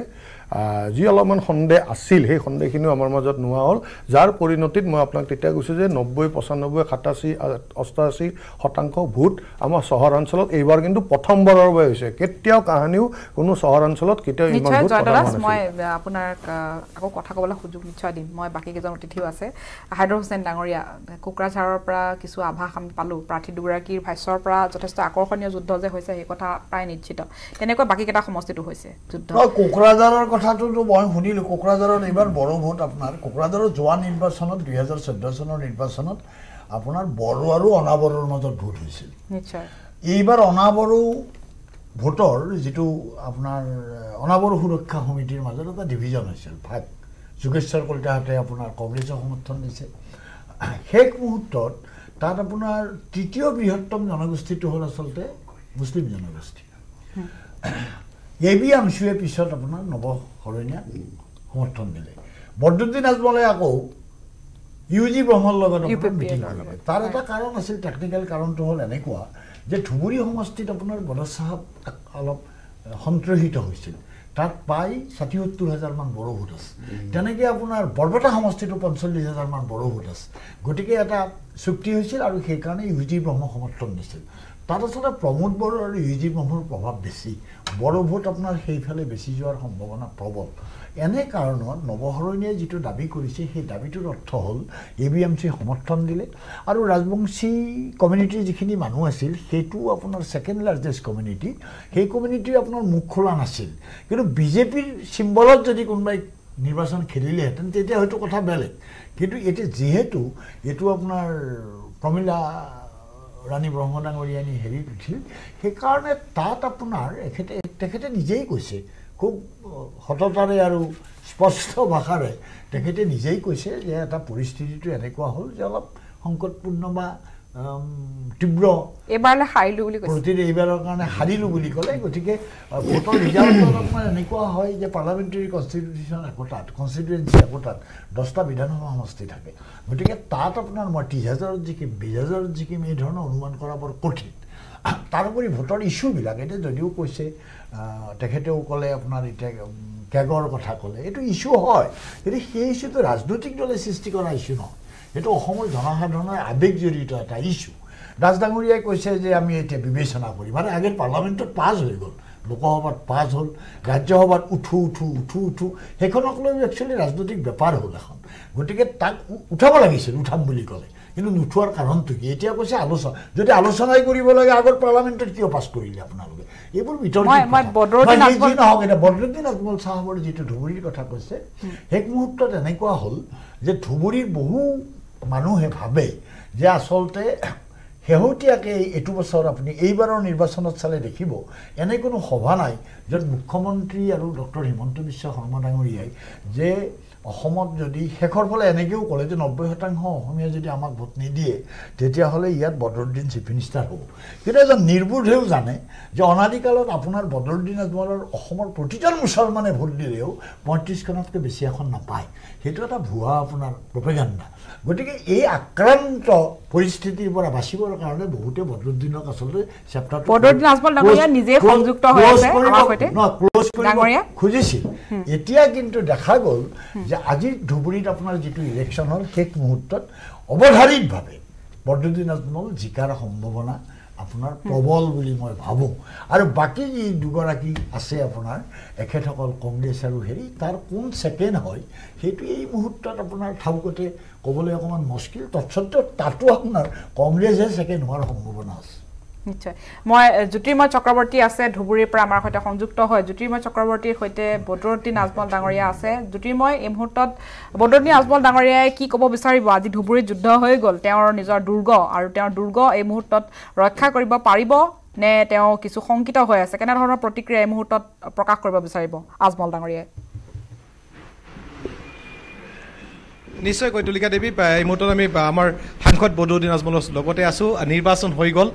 নিৰ্বাচনত যি খবৰ এতিয়ালৈকে আপোনাৰ লগত আহিছে সেয়ালৈ কিবা শংকা আছে নে বিজয়ৰ পথ নিশ্চিত হৈছে? আমাৰতো 1% কোনো শংকা নাই। আমি আলহামদুলিল্লাহ আপোনালোকৰ দোৱা ভোটাৰ ৰাইজৰ আশীৰ্বাদ হিচাপে মই বহুত ভাল ভোটে এটা ৰেকৰ্ডেড ভোটে মই জিকিম বুলি মোৰ আশা আছে যিমান জেগাত মই গৈছোঁ তাত অন্য কোনো কেণ্ডিডেটৰ কোনো মানুহেই পোৱা নাই আমি দেখাই নাই ঠিক আছে তথাপিও চবৰ নিজৰ নিজৰ এৰিয়া আছে হ'ব ঠিক আছে দেখা গৈছে এইবাৰ ধুবুৰীত 86% ভোটদান হৈছে এতিয়ালৈকে যি তথ্য আহিছে যোৱা বছৰৰ পৰা প্ৰায় 3% ভোট বেছি এই বেছি ভোটটো কি আপোনাক লাভৱান কৰিব নে কিবা ক্ষতি কৰিব পাৰে এইটো 100% আমাক লাভৱান কৰিব কিন্তু আমাৰ মানুহৰ ডি ভোটাৰৰ প্ৰব্লেম আছে NRCৰ প্ৰব্লেম আছে আমাৰ ডিটেনশ্যন কেম্পৰ প্ৰব্লেম আছে চব ভয় আমাৰ মানুহবিলাক আছে আমিও আগে বুজাইছোঁ বোলে এনি হাও আপোনালোকে ভোটদান কৰিব লাগিব বছ এইটো উইদাউট এনি ফেইল নহ'লে কালি আপোনালোকৰ এই চব প্ৰব্লেম আহিব আৰু এই প্ৰব্লেমটো কোনো ছল্ভ কৰে যদি ভোটাৰ লিষ্টত নামি নাথাকে আপোনালোকে এনি হাও ভোট দিব লাগিব এইটো আমি বুজাইছোঁ কাৰ লগত ফাইট কিবা চিন্তা তেনেকুৱা কৰিছে নেকি দ্বিতীয়ত কোন থাকিব আপুনি যদি প্ৰথম হয় মোৰ বয়স এতিয়া যিটো হৈছে ফাইট কৰাৰ বয়স নহয় সেইটো জোৱান মানুহৰ হয় বোলে টায়াৰ বেপাৰী মোৰ পৰা হ'ব পাৰে 2 বছৰ সৰু ইয়াৰ দাওঁ এই বয়সত আমি ফাইট কৰিব নোৱাৰোঁ এইটো ইলেকশ্যনৰ ফাইট যিটো হৈছে আৰু মোৰ হিচাপে তেখেত কোন সপোনত ঘূৰি আছে মই নাজানো বহুত জেগাত মই সুধিছোঁ বোলে কংগ্ৰেছৰ কোনো এজেণ্ট আছে নেকি ইয়াত এজেণ্টো নাই য'ত এজেণ্টেই দিয়া নাই ভোট কেনেকৈ আহিব এইটো তেখেত বুজিছে নিৰাশ হৈছে বোলে মই ইয়াত এজেণ্ট পইচা খৰচ কৰি কোনো লাভ নাই আৰু সিসকলৰ ভিতৰত এই যে আমাৰ লগত যিটো প্ৰতাৰণা কৰিছে কংগ্ৰেছে আৰু সি নিজে কেইবা কোটি টকা দি ওপৰৰ মহলত পইচা দি টিকেট আনিছে আৰু সি নিজে এজন আমাৰ হেমন্ত বিশ্ব শৰ্মাৰ ছাৰৰ মই বাৰ চব মিটিঙত কৈছোঁ বোলে সি নিজৰ একদম তাৰ জন্মদাতা হ'ল তাৰ আচল দেউতা কোন আছে আমিতো নাজানো ভালেই হ'ব ভাল মানুহ হ'ব বোলে পলিটিকেল জন্ম তাৰতো হেমন্ত বিশ্ব শৰ্মা তাৰ দেউতা তাৰ বিগ বছ তাৰ এই কথাটো আৰু জাভেদ ইছলাম দুইজনেই বিজেপিৰ কেণ্ডিডেট কংগ্ৰেছৰ আমি কেণ্ডিডেটৰ লগত লৰিম এইটো আমাৰ আশাই থাকি গ'ল এইবাৰ আমি কোনো কেণ্ডিডেটেই পোৱা নাই যে কংগ্ৰেছ হিচাপে আহিব আৰু মোৰ লগত যুদ্ধ কৰিব এইটো পোৱা নাই আপোনাৰ নিকটতম প্ৰতিদ্বন্দ্বী কোন হ'ব বুলি আপুনি ভাবে নিকটতম আপোনাৰ ওচৰে পাজৰে কোন আহিব না মোৰ নালাগে চাওক মই যিমান দেখিছোঁ আজি ঘূৰি পেলাই বা আমি খবৰ লৈ আছোঁ চব জেগাৰ পৰা আমাৰ মন হিচাপে বহুত কনজাৰভেটিভ হিচাপে কওঁ তথাপিও মতলব ভোট যিমান পৰিছে 86%ৰ 70% মই অকলে পাম আৰু বাকী চবে মিলি বাকী 30% পাম এইটো কাৰ কিমান নচিবত আছে সেইটো পাব ঠিক আছে মই ধন্যবাদ জনাইছোঁ জ্যোতিৰ্ময় আৰু বদৰুদ্দিন আজমল ডাঙৰীয়াক এই মুহূৰ্তত দিলীপ চন্দন ডাঙৰীয়া কি ক'ব তেওঁ 70% ভোট পাম বুলি কৈছে আৰু তেনেধৰণৰ এটা হিচাপ কৰি দেখুৱাইছে কিন্তু এইবাৰ নিৰ্বাচনী সভাত বদৰুদ্দিন আজমল ডাঙৰীয়াৰ নিৰ্বাচনী সভাসমূহ অতি আকৰ্ষণীয় আছিল আপুনি যদি চাইছে সেই সভাসমূহত অত্যন্ত সাম্প্ৰদায়িক কিছু কথা বতৰাৰে তেওঁ আৱেগ সৃষ্টি কৰিবলৈ চেষ্টা কৰিছিল হিমন্ত বিশ্ব শৰ্মা ডাঙৰীয়াক যেনেকৈ আক্ৰমণ কৰিছে ডি ভোটাৰৰ প্ৰসংগ উত্থাপন কৰিছে কিন্তু সেয়া এটা প্ৰাসংগিক বিষয় হিচাপেহে তেওঁ উত্থাপন কৰিছে তাৰ আগত তেওঁ কিছু ভীতিৰ সৃষ্টি কৰিবলৈ চেষ্টা কৰিছে যথেষ্ট এটা বেলেগ ধৰণৰ পৰিৱেশ সৃষ্টি কৰি তেওঁ প্ৰচাৰ চলাইছে মাজত আছিল তেখেতে যিটো ধৰণে দাবী কৰিছে তেখেত জিকাৰ সম্ভাৱনা যথেষ্ট পৰিমাণে আমি দেখিছোঁ কিন্তু 70% ভোট পোৱা কথাটো এটা অমূলক চিন্তা কৰিছে তেখেতে যে জিকিব সেইটো তেখেতে সন্তুষ্ট হোৱা উচিত যিটো পৰিৱেশ পৰিস্থিতি হৈছে আৰু তেখেতে নিজে কৈছে যে চবকে তেওঁ ভোট দিবলৈ মানে অনুৰোধ কৰিছে যে ভোট নিদিলে নাগৰিকত্বলৈ প্ৰব্লেম হ'ব পাৰে এইবিলাক কথা ক'ব লগা হৈছে সাম্প্ৰদায়িক কথাটো কৈছে আমি সভা সমিতিৰ বিভিন্ন কথা শুনিছোঁ তাৰ উপৰিও এই ধৰণৰ জৰা ফুকাৰ পৰা আদি কৰি এইবিলাক কথা এইবাৰ পিছে জৰা ফুকাটো বৰ সুবিধা নহ'ল এই ধৰণৰ ৰাজনৈতিক ইছ্যু কিছু আনি পেলাই ধুবুৰীত যিহেতু অত্যন্ত প্ৰত্যন্ত অঞ্চল ভিতৰুৱা অঞ্চল আছে বহুত সেইবিলাক অঞ্চলত মানে এনেধৰণৰ একোজন নেতাৰ কথাই বিশেষকৈ নাগৰিকত্বৰ সংকট আহিব বুলি কোৱা কথাই যথেষ্ট ভীতিগ্ৰস্ত কৰে তেখেতে নিজ মুখে ক'লেই গতিকে সেইবিলাক কথাৰ জৰিয়তে কোনোমতে তেখেতে এই এটা পৰ্যায়লৈ আহি পেলাই আৰু হাইদৰাবাদ ইতিমধ্যে গোটেই সমষ্টিটোৰ বিশ্লেষণ দিছে আৰু তাত সাংঘাতিক গোটেই এৰিয়াটোৰ ভিতৰত গোটেই সমষ্টিটোৰ ভিতৰত আপোনাৰ 18.5 লাখ ভোট আছে 18.5 লাখৰ ভিতৰত 13 লাখ আছে সংখ্যালঘু ভোট সেইখিনি অংকটো সহজে এইটো কৰি ল'ব পাৰি আৰু যিহেতু আজমল চাহাবে সেইখিনিৰ এটা গৰিষ্ঠ অংশ এটা পাব মই অপূৰ্ব ভট্ট আপোনাৰ কাষলৈ আহিছোঁ কংগ্ৰেছৰ সৈতে যুদ্ধ কৰাৰ খুব মন আছিল কিন্তু তেওঁলোকৰ প্ৰাৰ্থীয়ে হেনো নোলাল দুয়োগৰাকী প্ৰাৰ্থীয়ে হেনো বিজেপিৰ প্ৰাৰ্থী তেনেধৰণৰ মন্তব্য তেওঁ সিদিনাও কৰিছে তাৰ আগতেও কৰিছে আৰু আজি ভোটগ্ৰহণ হোৱাৰ দিনাখনো তেওঁ এনেধৰণৰ মন্তব্য কৰিছে আপুনি নিজে শুনিছে কি ক'ব প্ৰথম কথা হ'ল যোৱা 1.5টা বছৰ মই দলৰ ধুবুৰী জিলাৰ দায়িত্বত আছিলোঁ আৰু সেই সময়ত মই জিলাখনৰ কোনো এখন মানে সৰহসংখ্যক গাঁৱলৈকে মই গৈছোঁ চৰলৈকে গৈছোঁ মই সেইবিলাক ঠাইত মই নিশাও কটাইছোঁ তেওঁ আজিৰ দিনটোত তেওঁৰ বক্তব্যত আত্মপ্ৰত্যয়তকৈ হতাশ ভাৱটো বেছি ফুটি উঠিছে এটা ইকুৱেশ্যনৰ ফালৰ পৰা জাভেদ ইছলাম আৰু আবু তাহেৰ বেপাৰী আমাৰ প্ৰাৰ্থী তাত গোটেই ৰাজনীতিটো এই যে 13 লাখ সংখ্যালঘু বুলি আমি কৈ আছোঁ আচলতে 13 লাখ সংখ্যালঘুৰ মাজত প্ৰায় 4.5 লাখৰ পৰা 5 লাখমান দেশী ভোটাৰ আছে উজনি সেইটোৱে তাত গোটেই খেলটো উজানি বনাম ভাটিয়া হয় আৰু গোটেই পঞ্চায়তত কংগ্ৰেছে সকলোকে ধৰাশায়ী কৰি থৈছে জিলা পৰিষদৰ পৰা আৰম্ভ কৰি এখনো আঞ্চলিক পৰিষদ আজমল সাহেবৰ দলে গঠন কৰিব পৰা নাই তেওঁ এই মুহূৰ্তত এই ভোটৰ বিভাজনটো জন্তুৱে যদি তেওঁক সহায় কৰে তেতিয়াহ'লে তেওঁ জয়লাভ কৰাৰ কথা ভাবিব পাৰে কিন্তু কংগ্ৰেছ দলৰ এটা নিজস্ব সাংগঠনিক ভিত্তি ইমান সুন্দৰকৈ গঢ় লৈছে যে যোৱা পঞ্চায়ত নিৰ্বাচনত আমিতো ক'তো AIDF-ক আমি খাতিৰেই কৰা নাই তাত AIDF-ৰ সহায় লাগিব বুলি তেওঁহে চিঞৰ বাখৰ কৰি আছে আমিতো ক'তো কোৱা নাই AIDF-ক আমাক সহায় লাগে আজি তেওঁ নিজে অনুভৱ কৰিছে যে কি কৰিব পাৰে আৰু এইটো গোটেই বক্তব্যটো তেওঁৰ এইটো হতাশগ্ৰস্ততাৰ মানে প্ৰতিফলন ঘটিছে তেওঁৰ লগত থকা কেডাৰ মই থকা সময়তে কংগ্ৰেছ দলত আহি যোগদান কৰিছে আহি তেওঁলোকে পঞ্চায়ত নিৰ্বাচনত প্ৰতিদ্বন্দ্বিতা কৰি জয়লাভো কৰিছে আৰু এটা কথা তেওঁ পাহৰি গৈছে যে ধুবুৰীৰ বিধায়কগৰাকী আৰু তাহেৰ আমাৰ প্ৰাৰ্থীগৰাকী মোমাই ভাগিন তেওঁক স্পষ্টীকৰণ দিব লগা হৈছে যে মই মামাৰ লগত নাই মই কিন্তু দলৰ লগত আছোঁ মানে কথা বতৰাবিলাক তেনেকুৱা এটা পৰ্যায়লৈ গৈছে আমি মই এইটো কথা কৈছোঁ যে এই মুহূৰ্তত আমি গোটেই মানে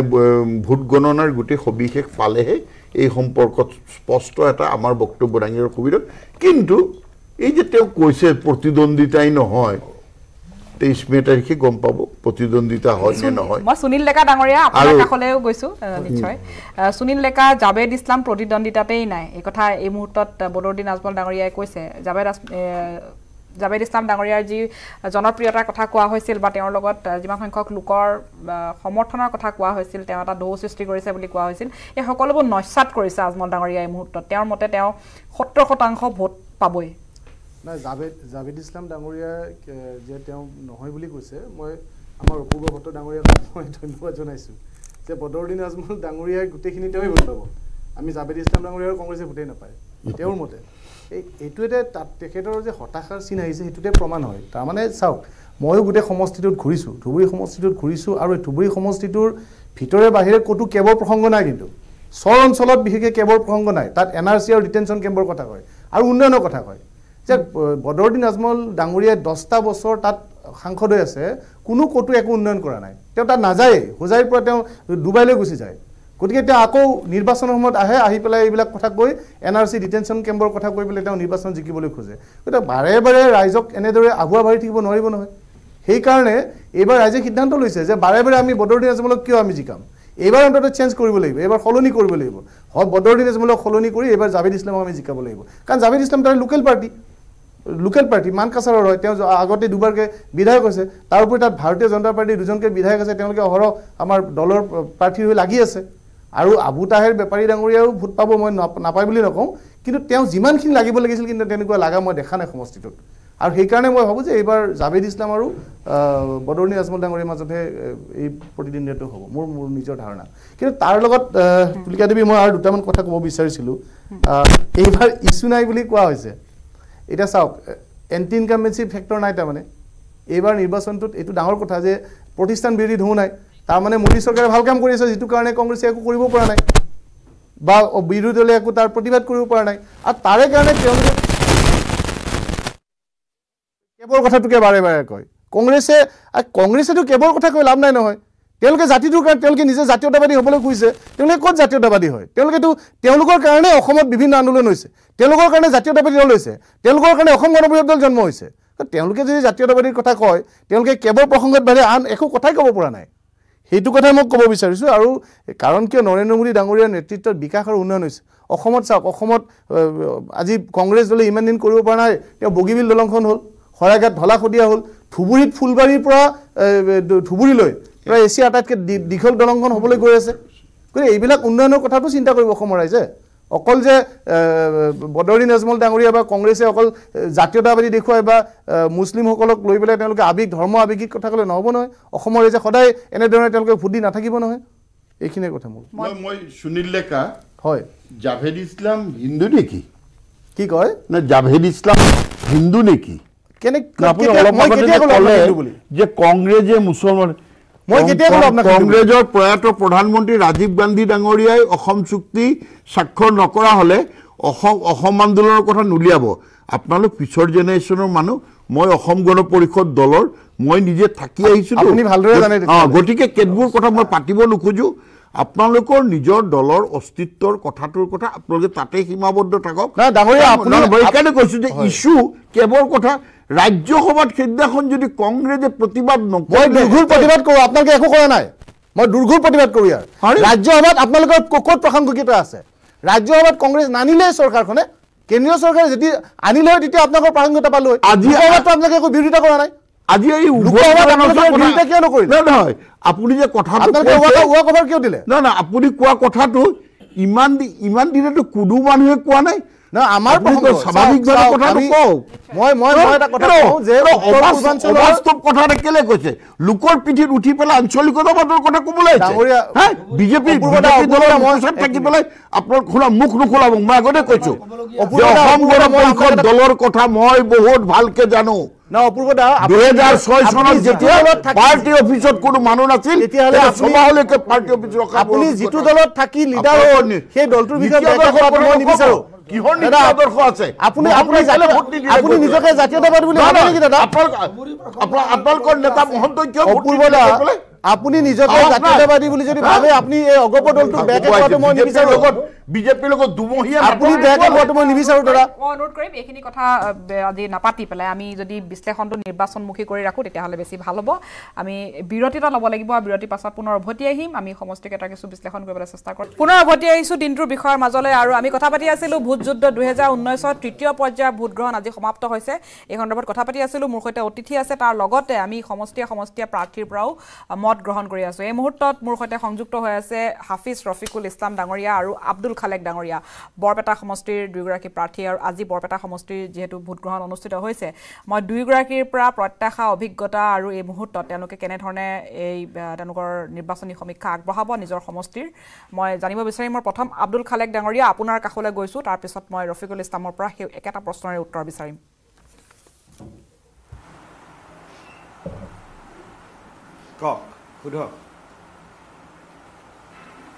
হয় আব্দুল খালেক ডাঙৰীয়া আজি যিহেতু আপোনাৰ সমষ্টিৰ ভোটগ্ৰহণ সমাপ্ত হৈছে গতিকে কেনেধৰণে আপুনি প্ৰত্যাশা আৰু আপুনি নিজৰ বিশ্লেষণ আগবঢ়াব এই মুহূৰ্তত কিমান আশাবাদী আৰু কি ক'ব বিচাৰিব বিৰোধী বিষয়ে প্ৰথমে মই বৰপেটা লোকসভা সমষ্টিৰ সমূহ ভোটদাতা ৰাইজক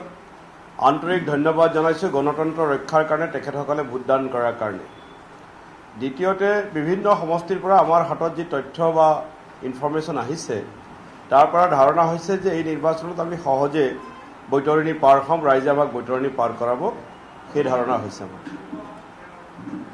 হাফিজ ৰফিকুল ইছলাম ডাঙৰীয়া আছে AIUDFৰ প্ৰাৰ্থী কি ক'ব আপোনাৰ প্ৰতিদ্বন্দ্বীয়ে এই মুহূৰ্তত আত্মবিশ্বাস প্ৰকাশ কৰিছে আৰু কংগ্ৰেছে বৰপেটা সমষ্টিটো নিজৰ হাতলৈ আহিলেই বুলি ইতিমধ্যে দাবী কৰিছে মোৰ ষ্টুডিঅ'টো কৰিছে আৰু ইয়াৰ পূৰ্বেও তেওঁলোকে বিভিন্ন সময়ত দাবী উত্থাপন কৰিছে আজি ভোট যুদ্ধ যিহেতু সমাপ্ত হৈছে মই আপোনাৰ পৰা এটা প্ৰতিক্ৰিয়া এই মুহূৰ্তত বিচাৰিম চাওক মোক লৈ 13জন কেণ্ডিডেট বৰপেটাত আছে মই গোটেইকেইজন 12জনকে মই শুভেচ্ছা জ্ঞাপন কৰিছোঁ তেখেতসকলে কণ্টেষ্ট কৰিছে বাকী মই কৃতজ্ঞতা জ্ঞাপন কৰিম বৰপেটা লোকসভা এৰিয়াৰ সন্মানীয় ভোটাৰসকল আইমাতৃ যুৱক বন্ধুসকল যিসকলে ঘৰৰ পৰা ওলাই আহি তেখেতসকলে আমাৰ পক্ষত ভোটদান কৰিছে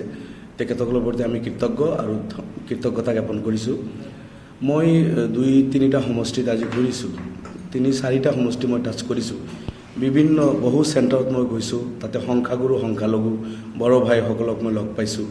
মই গৈছোঁ, তেখেতসকলে আগবাঢ়ি আহিছে, ভাল ৰেছপন্স কৰিছে, কোনোবা চালাম কৰিছে, কোনোবা নমস্কাৰ কৰিছে। আৰু ঠিক মই তেখেতসকলৰ যিটো ফেচ দেখিছোঁ, মোৰ লগত যেনেকৈ তেখেতসকলে সাক্ষাৎ কৰিছে, মই আশাবাদী যে মোৰ ইলেকশ্যন জনতাই লৈ লৈছিল, জনগণে লৈ লৈছিল। হয়, ইলেকশ্যনত কণ্টেষ্ট হয়, কণ্টেষ্ট হ'ব, মইতো নকওঁ যে কাৰো লগত কণ্টেষ্ট নহয়, তেনেকুৱা নহয়। ইলেকশ্যন বুলিলে যুদ্ধ, যুদ্ধতো সন্মুখত কোনোবা থাকিবই, নিশ্চয় আছে, কিন্তু নিশ্চিতভাৱে মই জিকিম। জনগণৰ যিটো ৰেছপন্স পাইছোঁ, ইনশাল্লাহ জিকিম। আব্দুল খালেক ডাঙৰীয়া, কি ক'ব? যোগ্যতা প্ৰসংগ উত্থাপন হৈছে, মই আপোনাৰ পৰা কিছু বিশ্লেষণ এই মুহূৰ্তত বিচাৰিম, কাৰণ ৰাইজে আপোনাৰ কথা শুনিব বিচাৰিছে। বৰপেটা সমষ্টিটোক লৈ কংগ্ৰেছ যথেষ্ট আত্মবিশ্বাসী হৈ আছিল আৰম্ভণিৰ পৰা, যিহেতু আপোনালোকৰ দুৰ্গ বুলি প্ৰায় চিহ্নিত বৰপেটা সমষ্টিটো। বিগত সময়ছোৱাত চিৰাজুদ্দিন আজমল ডাঙৰীয়াৰ হাতত আছিল, কিন্তু চিৰাজুদ্দিন আজমল ডাঙৰীয়া নিজে যিহেতু এবাৰ উঠা নাই, গতিকে AIUDFৰ সম্ভাৱনা ক্ষীণ বুলি আপোনালোকৰ দলৰ মুখপাত্ৰই বিভিন্ন সময়ত দাবী কৰি আহিছে। চাওক, এইটোতো আপোনালোকে দুৰ্গ বুলি কৈছে, আমাৰ দুৰ্গটো আমাৰে হাতত থাকিব। কিন্তু ঘটনাটো হৈছে যে মই এতিয়া বেছি তৰ্ক বিতৰ্কত যাব নোখোজোঁ, কাৰণ ৰাইজে ইতিমধ্যে ভোটদান কৰিছে, আৰু ৰাইজে ভোটদান কৰাৰ পিছত 23 মে'ৰ দিনাখন ফলাফল ওলাব। ফলাফললৈ অপেক্ষা কৰা ভাল, কিন্তু আমাৰ হাতত থকা তথ্যহে কৈছোঁ আমি। কাৰণ অকল পুৱাৰ পৰা নহয়, যোৱা 2 দিন ধৰি ৰাইজে আমাক যিখিনি কথা জনাই আছে, মই সেইখিনিৰ ভিত্তিত কৈছোঁ যে সহজে আমি বৈতৰণি পাৰ হ'ম, আৰু এই বৈতৰণি পাৰ হওঁতে অলপ চলপ ভোটত নহয়, ভাল ভোটৰ ব্যৱধানত ৰাইজে আমাক বৈতৰণি পাৰ কৰাব, সেই খবৰ আহিছে। আৰু AIUDF দলে বহুত আমাৰ বিৰুদ্ধে অপপ্ৰচাৰ। বৰপেটা সমষ্টিত এবাৰ বিশেষকৈ আপুনি কেনেধৰণৰ ইছ্যু, আব্দুল খালেক ডাঙৰীয়া, কেনেধৰণৰ ইছ্যু বা কেনেধৰণৰ ফেক্টৰে আপোনাৰ সপক্ষে এবাৰ ভোটদান আহিব বুলি আপুনি ইমান নিশ্চিত হৈ আছে? কাৰণ ইছ্যুলেছ নিৰ্বাচন বুলি কোৱা হৈছে, ইছ্যু নোহোৱা নিৰ্বাচন বুলি কোৱা হৈছে। বিৰোধী হাতত হেনো নিৰ্বাচনী ইছ্যুৱেই নাই, যাৰ কাৰণে বিজেপি এবাৰ কিছু তেওঁলোক আত্মবিশ্বাসী, আৰু যিবোৰ অদৰকাৰী কথা বা যিবোৰ অবান্তৰ বিষয়ক লৈ নিৰ্বাচনৰ সময়ত চৰ্চা হ'ল, সেই চৰ্চাবোৰ আচলতে ইছ্যু নহয়, উন্নয়নৰ ইছ্যু নহয়, ৰাইজৰ ইছ্যু নহয়। মই প্ৰথমে কৈছোঁ, যিহেতু নিৰ্বাচন শেষ হৈছে, এতিয়া আৰু প্ৰচাৰ নহয়, সেইকাৰণে মই বেছি আলোচনা কৰিব খোজা নাই, কাৰণ নিৰ্বাচনটো শেষ হৈ গৈছে। আমাৰ নাগৰিকত্ব সংশোধনী বিধেয়কৰ কথাও আছিলে, উন্নয়নৰ কথাও আছিলে। আমি 3জন প্ৰাৰ্থী মূলত, এতিয়া ৰফিকুল ইছলাম ডাঙৰীয়া আছে, কুমাৰ দীপক ডাঙৰীয়া আছে, 2জনেই বিধায়ক আছিলে, মই বিধায়ক হৈ আছোঁ। মই কি কাম কৰিছোঁ, তেখেতসকলে কি কাম কৰিছে, এইবোৰ ৰাইজে তুলনা কৰিছে। এতিয়া মই একো ক'ব খোজা নাই, কাৰণ ৱাৰ শেষ হৈছে, যুদ্ধ শেষ হৈছে। এতিয়া যুদ্ধৰ বেলত EVMত বন্দী হৈছে, বন্দী EVM 23 তাৰিখে খুলিব, এনেকৈ সকলোৱে গম পাব। আমাৰ কাম হ'ল কাম কৰা, কাম আমি কৰিছোঁ, এতিয়া কৰ্মফল যি হয় হ'ব। সেইটোলৈ আৰু মই ইমান মই চৰ্চা কৰিব খোজা নাই সেইটোলৈ। ঠিক আছে, ধন্যবাদ জনাইছোঁ আব্দুল খালেক ডাঙৰীয়া আৰু হাফিজ ৰফিকুল ইছলাম ডাঙৰীয়া, দুয়োগৰাকীকে মই ধন্যবাদ জনাইছোঁ। মই ষ্টুডিঅ'লৈ পুনৰ ঘূৰি আহিছোঁ। জয়ন্তা দাস ডাঙৰীয়া, বৰপেটা সমষ্টিৰ দুয়োগৰাকী প্ৰাৰ্থীয়ে মত প্ৰকাশ কৰিলে। আব্দুল খালেক ডাঙৰীয়া কিছু আত্মবিশ্বাসী হৈ আছে, আৰু তেওঁ কৈছে যে তেওঁ যুদ্ধখন ইতিমধ্যে জয় কৰিলেই, বৈতৰণি তেওঁ পাৰ কৰিলেই। তথাপিও তেওঁ কৈছে যে 23 তাৰিখলৈ ফলাফলৰ কাৰণে আমি বাট চাব লাগিব। মই প্ৰথমে কৈছোঁ, আমাৰ কুমাৰ দীপক দাস ডাঙৰীয়াও ভোট বিভাজনৰ প্ৰসংগ বাৰে বাৰে আহি আছে, সেইটো শক্তিশালী প্ৰাৰ্থী হয়। কুমাৰ দীপক দাস ইতিমধ্যে অসমৰ সমস্যা সংসদৰ মজিয়াত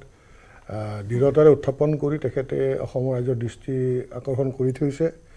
সেইখিনি সন্মান আৰু সেইখিনি মৰম তেখেতে ইতিমধ্যে অসমীয়া ৰাইজৰ বুটলিব সক্ষম হৈ থকা এজন প্ৰাৰ্থী,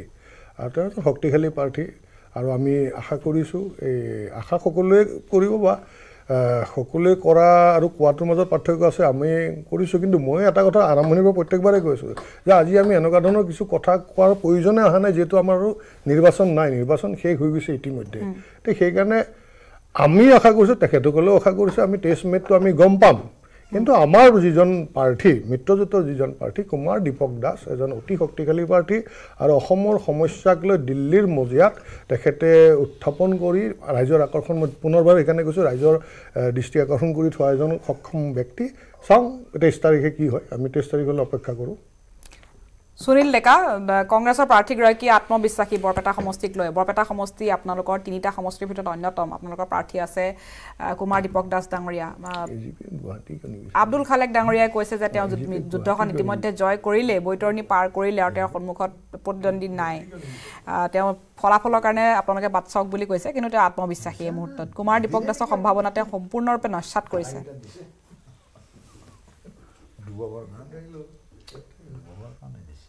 আত্মবিশ্বাসী নহয় তেওঁ বাৰে বাৰে কৈ আছে যে দেখা যাওক কি হয়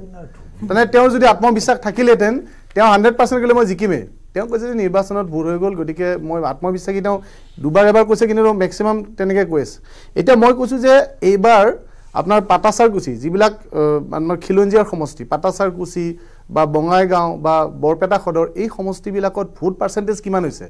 সেইটোৰ ওপৰত নিৰ্ভৰ কৰিব আমি যেতিয়া পাটাচাৰকুচিত গৈছিলোঁ আমি বাৰে বাৰে কৈছিলোঁ যে এইবাৰ যিহেতু খিলঞ্জীয়াসকলে প্ৰায়ভাগে ভোট দিব লাগিব যোৱাবাৰতকৈ এইবাৰ প্ৰায় 5% বেছি ভোট হৈছে 80%ৰ ওপৰত পাটাচাৰকুচিত ভোট গ্ৰহণ হৈছে গতিকে ইয়াৰ দ্বাৰা প্ৰমাণ হৈছে যে এই সমষ্টিবিলাকত কুমাৰ দীপক দাসে যথেষ্ট লিড ল'ব আৰু তেতিয়াহ'লে কি হয় যে যিখিনি আপোনাৰ চেঙা বাগবৰ জনীয়া এই সমষ্টিকেইটাত যদি ইউডিএফে 2 লাখৰ পৰা 3 লাখ ভোট পাই যায় আমি 100% জিকিম আৰু আমি নিশ্চিত হৈছোঁ যিহেতু এইবাৰ এই বৰপেটা সমষ্টিটো যিহেতু খিলঞ্জীয়া সমষ্টিবিলাকত যথেষ্ট ভোট গ্ৰহণ হৈছে গতিকে বৰপেটা সমষ্টিটো মই ক'লোঁ এজিপিৰ কাৰণে নিশ্চিত আৰু দুইজন প্ৰাৰ্থীৰ মুখৰ ফালে দেখিলে আমি গম পাইছোঁ যে তেওঁলোক যথেষ্ট উৎসাহিত নহয় তেওঁলোকে নিৰ্বাচনত খেলিছে কিন্তু বৰপেটা সমষ্টিত এইবাৰ মানে ইতিহাস হ'ব কাৰণ কিয় ইয়াৰ আগতে আপোনাৰ অসম গণ পৰিষদলৈ 85ত অকল জিকিছিল তাৰপিছত আৰু মেক্সিমাম কংগ্ৰেছ আৰু ইউডিএফে জিকি আছে সেইকাৰণে এইবাৰ যিটো ভাৰতীয় জনতা পাৰ্টি মিত্ৰজোঁটৰ এই প্ৰাৰ্থীজনে জিকিব আৰু প্ৰায়ভাগ মানে খিলঞ্জীয়া মানুহে কাৰণ চাওক বৰপেটা সমষ্টিটোত 7 লাখ হিন্দু ভোট আছে আমি যদি একদম ডাইৰেক্টলি কওঁ 7 লাখ হিন্দু ভোট আছে আৰু 9 লাখ 9.5 লাখমান আপোনাৰ মুছলমান ভোট আছে গতিকে মুছলমান ভোটটো ভাগ হ'লে আৰু প্লাছ মুছলমান ভোট কুমাৰ দীপক দাসে পাব কিছু পৰিমাণে গতিকে 7 লাখ ভোটৰ যদি আমি 80% ভোট পাওঁ তেতিয়াহ'লে আমি এনেই জিকি আছোঁ 70% ভোট পালে আমি জিকি আছোঁ ডাইৰেক্ট কথা আৰু এইটো আপোনাৰ কুমাৰ দীপক দাস যোৱা জিকা অংকটো আমি একদম আপোনাক আজি ষ্টুডিঅ'ত মই কৈ দিলোঁ পূৰ্বভট্ট ডাঙৰীয়া হিচাপ এটা কৰি দেখুৱাইছে সুনীল ডেকাই মানে প্ৰাৰ্থীয়ে কথাখিনি কওঁতে যথেষ্ট বিনয়েৰে কৈছিলে যে আমি ইতিমধ্যে নিশ্চিত হৈছোঁৱেই মই আৰু বৰপেটা লোকসভা সমষ্টিত মই অসম গণ পৰিষদ দলৰ মই তেনে কোনো শক্তিশালী সভা সমিতি কৰাটো মোৰ দৃষ্টিগোচৰ নহ'ল আৰু আমি যেতিয়া সভা সমিতিবিলাক কৰিছোঁ আপোনালোকৰ সাংবাদিকে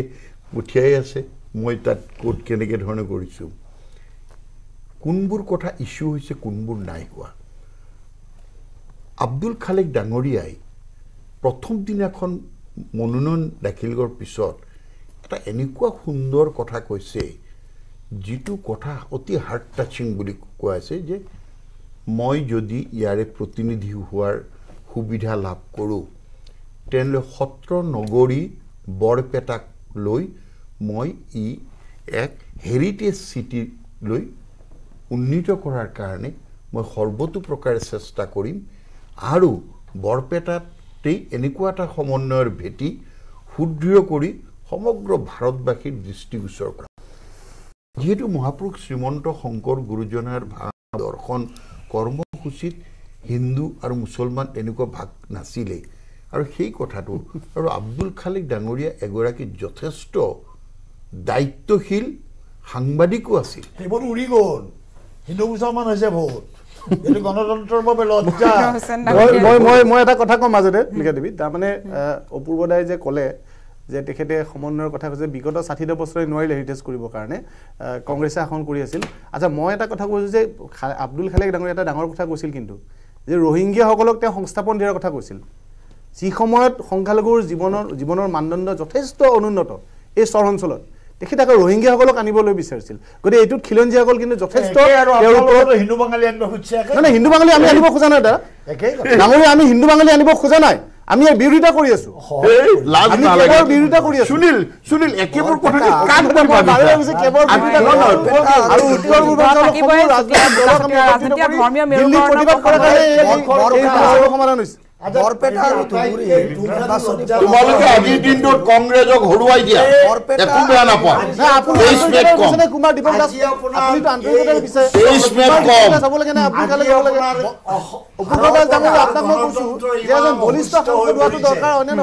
তেখেতে সুনীল ডেকা ডাঙৰীয়াই ক'লে যে বৰপেটাত আচলতে 7 লাখ আপোনাৰ বৰপেটা লোকসভা সমষ্টিত আটাইতকৈ গুৰুত্বপূৰ্ণ কথাটো এই আলোচনাৰ পৰা বাদ পৰিছে। মুছলমান আটাইতকৈ গুৰুত্বপূৰ্ণ কথাটো হৈছে যে বৰপেটা আৰু ধুবুৰী সংখ্যালঘু প্ৰধান সমষ্টি আৰু সংখ্যালঘু জনসাধাৰণে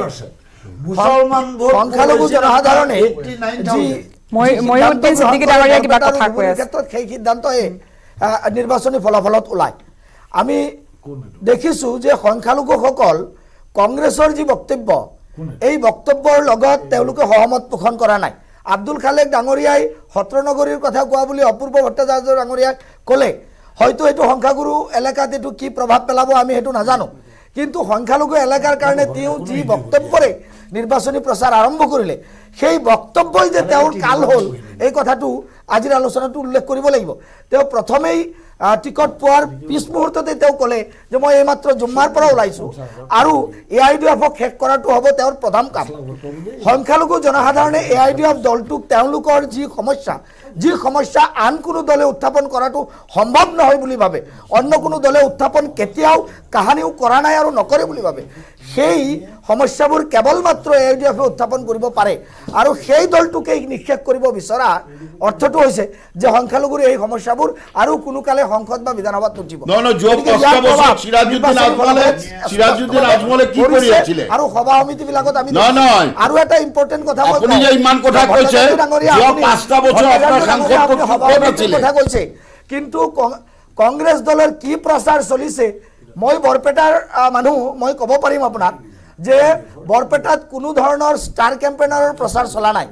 শেহতীয়াকৈ একেবাৰে নিৰ্বাচনী প্ৰচাৰৰ শেষ দিনাখন শচীন পাইলট আহিব বুলি প্ৰচাৰ চলোৱা হ'ল, মাইকিং কৰা হ'ল, বহু মানুহক গাড়ী দি অনা হ'ল, কিন্তু শচীন পাইলট নাহিল। সেই সভাত মানুহে কি আলোচনা কৰি সেই সভাৰ পৰা উভতি আহিছে সেই খবৰ ভট্টাচাৰ্য ডাঙৰীয়া আপোনালোকে ল'ব লাগিব, তাৰ পাছতহে আপোনালোকে হিচাপটো কৰিব পাৰিব বৰপেটাত আপোনালোকে কিমান ভোট। আৰে ভাই আপুনি 23 মেলৈকে জিকি থাকক না, মইতো আপোনাক বেয়া বুলি কোৱা নাই, ভালে পাইছো। নিশ্চয় মই আপুনি 23 মেলৈকে জিকি থাকক। ধৰ্মীয় মেৰুকৰণৰ কথাটো হাইদৰ হুছেইন ডাঙৰীয়াই উল্লেখ কৰিছিল, তেওঁ কথা কৈ থকাৰ কাৰণে মই আপোনাক ৰখিবলৈ ক'বলগীয়া হ'ল। কি ক'ব ইছ্যুৰ কথা কোৱা হৈছে কিন্তু ধৰ্মীয় মেৰুকৰণ হৈছে বুলি কৈছে সাংঘাতিক লজ্জা। এতিয়া সেইটো ইছ্যু হ'ল। আপুনি তেখেতে কৈছে সুনীল ডেকা ডাঙৰীয়াই ক'লে যে ইয়াত আপোনাৰ 7 লাখ হিন্দু ভোট আছে, 7 লাখ নহয় বোধে 6,67,000 নে কিবা এনেকুৱা বা 7 লাখৰ আচ্ছা হ'লে না তাত আপোনাৰ যোৱা লোকসভা নিৰ্বাচনত 77% হিন্দু ভোট পোল হৈছিল, মুছলিম ভোট পোল হৈছিল প্ৰায় 9%। ফলশ্ৰুতিত হয় কি যেনে ধৰক বৰপেটা টাউন সমষ্টিত 1,01,000 আছে মুছলমান ভোটাৰ আৰু 94,000 আছে আপোনাৰ হিন্দু ভোটাৰ। হিন্দু ভোটাৰৰ পলিংটো যদি অলপ কমা বুলি শুনিছোঁ, মুছলিম ভোটাৰ পলিংটো যদি অলপ বাঢ়ে 10,000-15,000 ডিফাৰেঞ্চ ওলায় এইটোত কমিউনিটি। আপুনি কেনেকুৱা ভাগ বতৰাবোৰ কেনেকুৱা হৈছে তাৰ ফলশ্ৰুতিত হয় কি যে যদি UDF-এ তাৰ পৰা 30,000 ভোট লৈ যায় তেতিয়াহ'লে তাত খালেক আপোনাৰ হিচাপটো এনেকুৱা হৈছে। গতিকে এই হিচাপটোত খালি UDF-ৰ এটা প্ৰব্লেম হ'ব পাৰে এইটোৱেই। পাটাচাৰকুছিৰ কথা কৈছে, পাটাচাৰকুছিত ইয়াৰ আগতো গোলাম ওছমানী 7,000, 8,000 খুব বেছি কংগ্ৰেছে 10,000 ভোট পায়। এইবাৰ কংগ্ৰেছে যদি সেই 10-12 পাব, পাটাচাৰকুছিত 10-12,000 পোৱাটো মুছলমান প্ৰাৰ্থী যদি হয় 85-ৰ 58 কথা বেলেগ, কাৰণ তেখেত AGPৰ প্ৰাৰ্থী আছিল, সাধাৰণতে সেইটোৱেই ভোট হয়। আৰু ধৰ্মবোৰত সদায় আপোনাৰ 31,000, 30,000, 28,000, 32,000, 34,000, 37,000 মুছলমান ভোটাৰ আছে। আকৌ কথাটো যদিও শুনিবলৈ লাজ লাগে, নিজৰ কাণে আপোনাৰ আঘাত পায়, হিচাপ কিন্তু সেইটোৱেই। ফলত হ'ল UDF-ৰ অকণমান অসুবিধা হ'ল যে ধৰ্মবোৰত তেখেতসকলে ভোট নাপায়, ক'ৰবাত 1,000 পালে বেলেগ কথা, তেখেতসকলে যে 10,000 পাব পাটাচাৰকুছিত সেইটো ভোট নাপায়। আৰু UDF-এ হেৰিত খুব কম ভোট পাব আপোনাৰ ধৰক বঙাইগাঁৱত। এই যে বঙাইগাঁও, পাটাচাৰকুছি আৰু ধৰ্মপুৰত যে 1.5 লাখ ভোট লিড পাব হেৰিয়ে, আৰু তেখেতে কৈছে যে 5 লাখ ভোট পাব, তাৰমানে 7 লাখৰ আপোনাৰ যিটো ভোট পোল হয় পোলৰ পৰা 5 লাখ ভোট আপোনাৰ দীপকে পাব কিন্তু যোৱা নিৰ্বাচনত আকৌ মন কৰিলে দেখিব যে মোদী ধৰ সময়ত চন্দ্ৰ পাটোৱাৰীৰ দৰে আপোনাৰ প্ৰাৰ্থীয়ে 3,51,000 পাইছিল প্লাছ ফণী ভূষণে পাইছিল আপোনাৰ 73,000 দুইটা মিলিলে কিন্তু 4,23,000 4,23,000 ভোট আপোনাৰ দুইটাই পাইছিল আৰু ইফালে আপোনাৰ সিৰাজউদ্দিন আজমল জিকিছিল 3,99,000 পায় চন্দ্ৰ পাটোৱাৰী আই মিন কংগ্ৰেছে পাইছিল 2,77,000 গতিকে কংগ্ৰেছে পোৱা 2,77,000 যদি কংগ্ৰেছৰ ভোট হ'ল 9 লাখ মুছলমান ভোট মানে হিন্দুটো মই বাদেই দিছোঁ লজ্জাকৰ হিচাপেতো সেই 9 লাখৰ যদি 90% 95% পোল হয় 8,20,000 মান পোল হ'ব 8,20,000 যদি 3 লাখ আপোনাৰ এৰিয়াফে লৈ যায় তেতিয়াহ'লে 30-40,000 খালেক জিকিবও পাৰে আৰু কিবা কাৰণত আপোনাৰ সাধাৰণতে মুছলমান ভোটাৰে এইবাৰ কিন্তু অকণমান বেলেগ হৈছে আগে পিছে কৰে কি তেওঁলোকে যেতিয়া নিজৰ কেণ্ডিডেট বুলি যিজনক ভাবে তেওঁক জিকাবৰ কাৰণে ভোটৰ পলাৰাইজেশ্যন হয় এতিয়া পলাৰাইজেশ্যনটো সেই হাৰত আপোনাৰ হেৰিত নহ'ল আপোনাৰ জনিয়াত নহ'ল কিন্তু নহ'লেও এতিয়া জনিয়াত ভোট আছে বোধহয় 1,78,000 তাক যদি 1,60,000 পোল হয় 60,000 যদি আপোনাৰ UDF-এ পায় বা খালেকে পায় বাকী 1 লাখ ৰ'ল আৰু 10,000 ভোট পাব আপোনাৰ দীপক দাসে তেতিয়াহ'লে তাত লিড হ'ল 80,000 গতিকে এই অংকবিলাক এনেকুৱা সেইকাৰণে খুব গুলমলীয়া অংক চিম্পুল হিচাপত আপোনাৰ দীপক দাস আৰু ADF-এও দাবী কৰিছে শেষ মুহূৰ্তত বোধহয় দীপক আৰু খালেকৰ মাজতে খুব তীব্ৰতৰ প্ৰতিদ্বন্দ্বিতা হ'ব মই এই সন্দৰ্ভত দিলীপ চন্দন ডাঙৰীয়া আপোনাৰ আৰু নৱনীল বৰুৱা ডাঙৰীয়া আপোনাৰ এটা মন্তব্য বিচাৰিম কাৰণ সংখ্যালঘু ভোটাৰ পলাৰাইজেশ্যন বা যিবিলাক ভোট বিভাজনৰ কথা কোৱা হৈছে এই তৃতীয় পৰ্যায়ৰ নিৰ্বাচনত এটা সাংঘাতিক ডাঙৰ ভূমিকা গ্ৰহণ কৰিছে ভোট বিভাজন সংখ্যালঘু ভোটাৰৰ যেটো প্ৰসংগই ধুবুৰী বৰপেটা মই দুইটা সমষ্টিৰ প্ৰাৰ্থীৰ সৈতে কথা পতাই দিলোঁ ৰাইজক মত শুনাই দিলোঁ তেওঁলোকে কি কৈছে আৰু তেওঁলোকে আত্মবিশ্বাস প্ৰদৰ্শন কৰিছে যদিও ভোট বিভাজনৰ কিন্তু শংকা কেইবাজনো প্ৰাৰ্থীৰ মনত এতিয়াও আছে ভোট বিভাজনে হয়তো কাৰোবাক লাভান্বিত কৰিব কাৰোবাক ক্ষতি কৰিব দিলীপ চন্দন ডাঙৰীয়া এই 4টা সমষ্টিত 31 লাখ সংখ্যালঘু ভোট আছে মুঠ ভোটাৰৰ ভিতৰত আৰু গুৱাহাটীটো আংশিকভাৱে গুৱাহাটীটো হৈছে 6 লাখ আছে সংখ্যালঘু ভোটাৰ মোটামুটিকে ইয়াত ধৰ্মীয় কথাটো এটা ডাঙৰ এটা ভূমিকা লৈছে এই 4টা এই শেহতীয়া এই 4টা বাকি কথাবোৰ সৰু হৈ যায় গতিকে আৰু এইবিলাক বস্তু এতিয়া বৰপেটাত এইবাৰ যিটো ৰূপ লৈছে এই ধৰণৰ ৰূপ আগতকে মানে ভাবিব নোৱাৰা ধৰণৰ এটা সত্ৰ নগৰী বৰপেটা সংখ্যক ভোটৰ হাৰ এইবাৰ গতিকে এই কথাবিলাক মানুহে আগতে ইমান ভবা নাছিল এতিয়া ভাবিবলৈ আমাৰ দলীয় কংগ্ৰেছৰ আগৰে পৰা এটা সাম্প্ৰদায়িক বেলেগ ধৰণৰ কথা এটা তেওঁলোকে দীঘলীয়াকৈ কৰি আহিছিলে যদি অসমত ইমান পাৰা নাছিলে কিন্তু বিজেপিৰ সাম্প্ৰদায়িক দৃষ্টিভংগীৰ সমান্তৰালভাৱে কংগ্ৰেছে সেইটো সমান্তৰালভাৱে আগুৱাই লৈ গৈছে তেনেহ'লে অলপ স্তীমিত হৈছিল অসমৰ দৰে ঠাইত কিন্তু কংগ্ৰেছৰ এতিয়া শেহতীয়াভাৱে তেওঁলোকে সমানে আৰু ৰাজনৈতিক যুদ্ধত এইটো নকৰিলেও নহয় এটা কথা মই দেখিছোঁ বৰপেটা সমষ্টিৰ যি কেইগৰাকীৰ ভিতৰত কণ্টেষ্ট হ'ব প্ৰতিদ্বন্দ্বিতা হ'ব তিনিওগৰাকীৰ কিন্তু নেতৃত্ব দিব পৰা যোগ্যতা এটা আছে আনকি ADF-ৰ প্ৰাৰ্থীগৰাকীয়ে যথেষ্ট শিক্ষিত তেওঁ বাহিৰৰ জামিয়া মিলিয়াৰ পৰা পাছ কৰি অহা এনেকুৱা মানে ৰাইজক নেতৃত্ব দিব পৰা এটা গুণৰ অধিকাৰী আৰু আব্দুল খালেককো আমি জানো তেওঁ ৰাজনৈতিক চাতুৰ্য থাকিলেও সময়ত ৰাইজক নেতৃত্ব দিব পাৰে আৰু কুমাৰ দীপক দাসে অসমৰ বিগত সময়ছোৱাত পাৰ্লামেণ্টত বেলেগ ধৰণৰ অভিজ্ঞতা আৰু বেলেগ ধৰণে তেখেতে সবল প্ৰতিদ্বন্দ্বিতা সবল নেতৃত্ব দিব পাৰিছে ইয়াৰ মাজত তথাপি আৰু ৰাজনীতিত যিহেতু এইবাৰ আপুনি উল্লেখ কৰাৰ দৰে সাম্প্ৰদায়িক ভোটৰ বিভাজনৰ কথাটোৱে এটা ডাঙৰ এটা গুৰুত্বপূৰ্ণ ভূমিকা এটা পালন কৰিব আৰু যিহেতু সংখ্যালঘু ভোট এটা সাংঘাতিক ধৰণে এইটো যথেষ্ট সংখ্যক বেছি ভোট ইয়াতে আছে এইটো সমষ্টিত গতিকে ইয়াতে নিখন্দেহী এটা মই যেহেতু সামৰিব লাগিব গতিকে মই নৱনীল বৰুৱা ডাঙৰীয়া আপুনি বৰপেটাৰ বিষয়ে ক'ব খুজিছোঁ অগপ আৰু বিজেপিৰ এটা সমস্যা সদায় দেখা যায় যে বিজেপিৰ ভোটটো অগপলৈ ট্ৰান্সফাৰ নহয় কিন্তু বৰপেটাত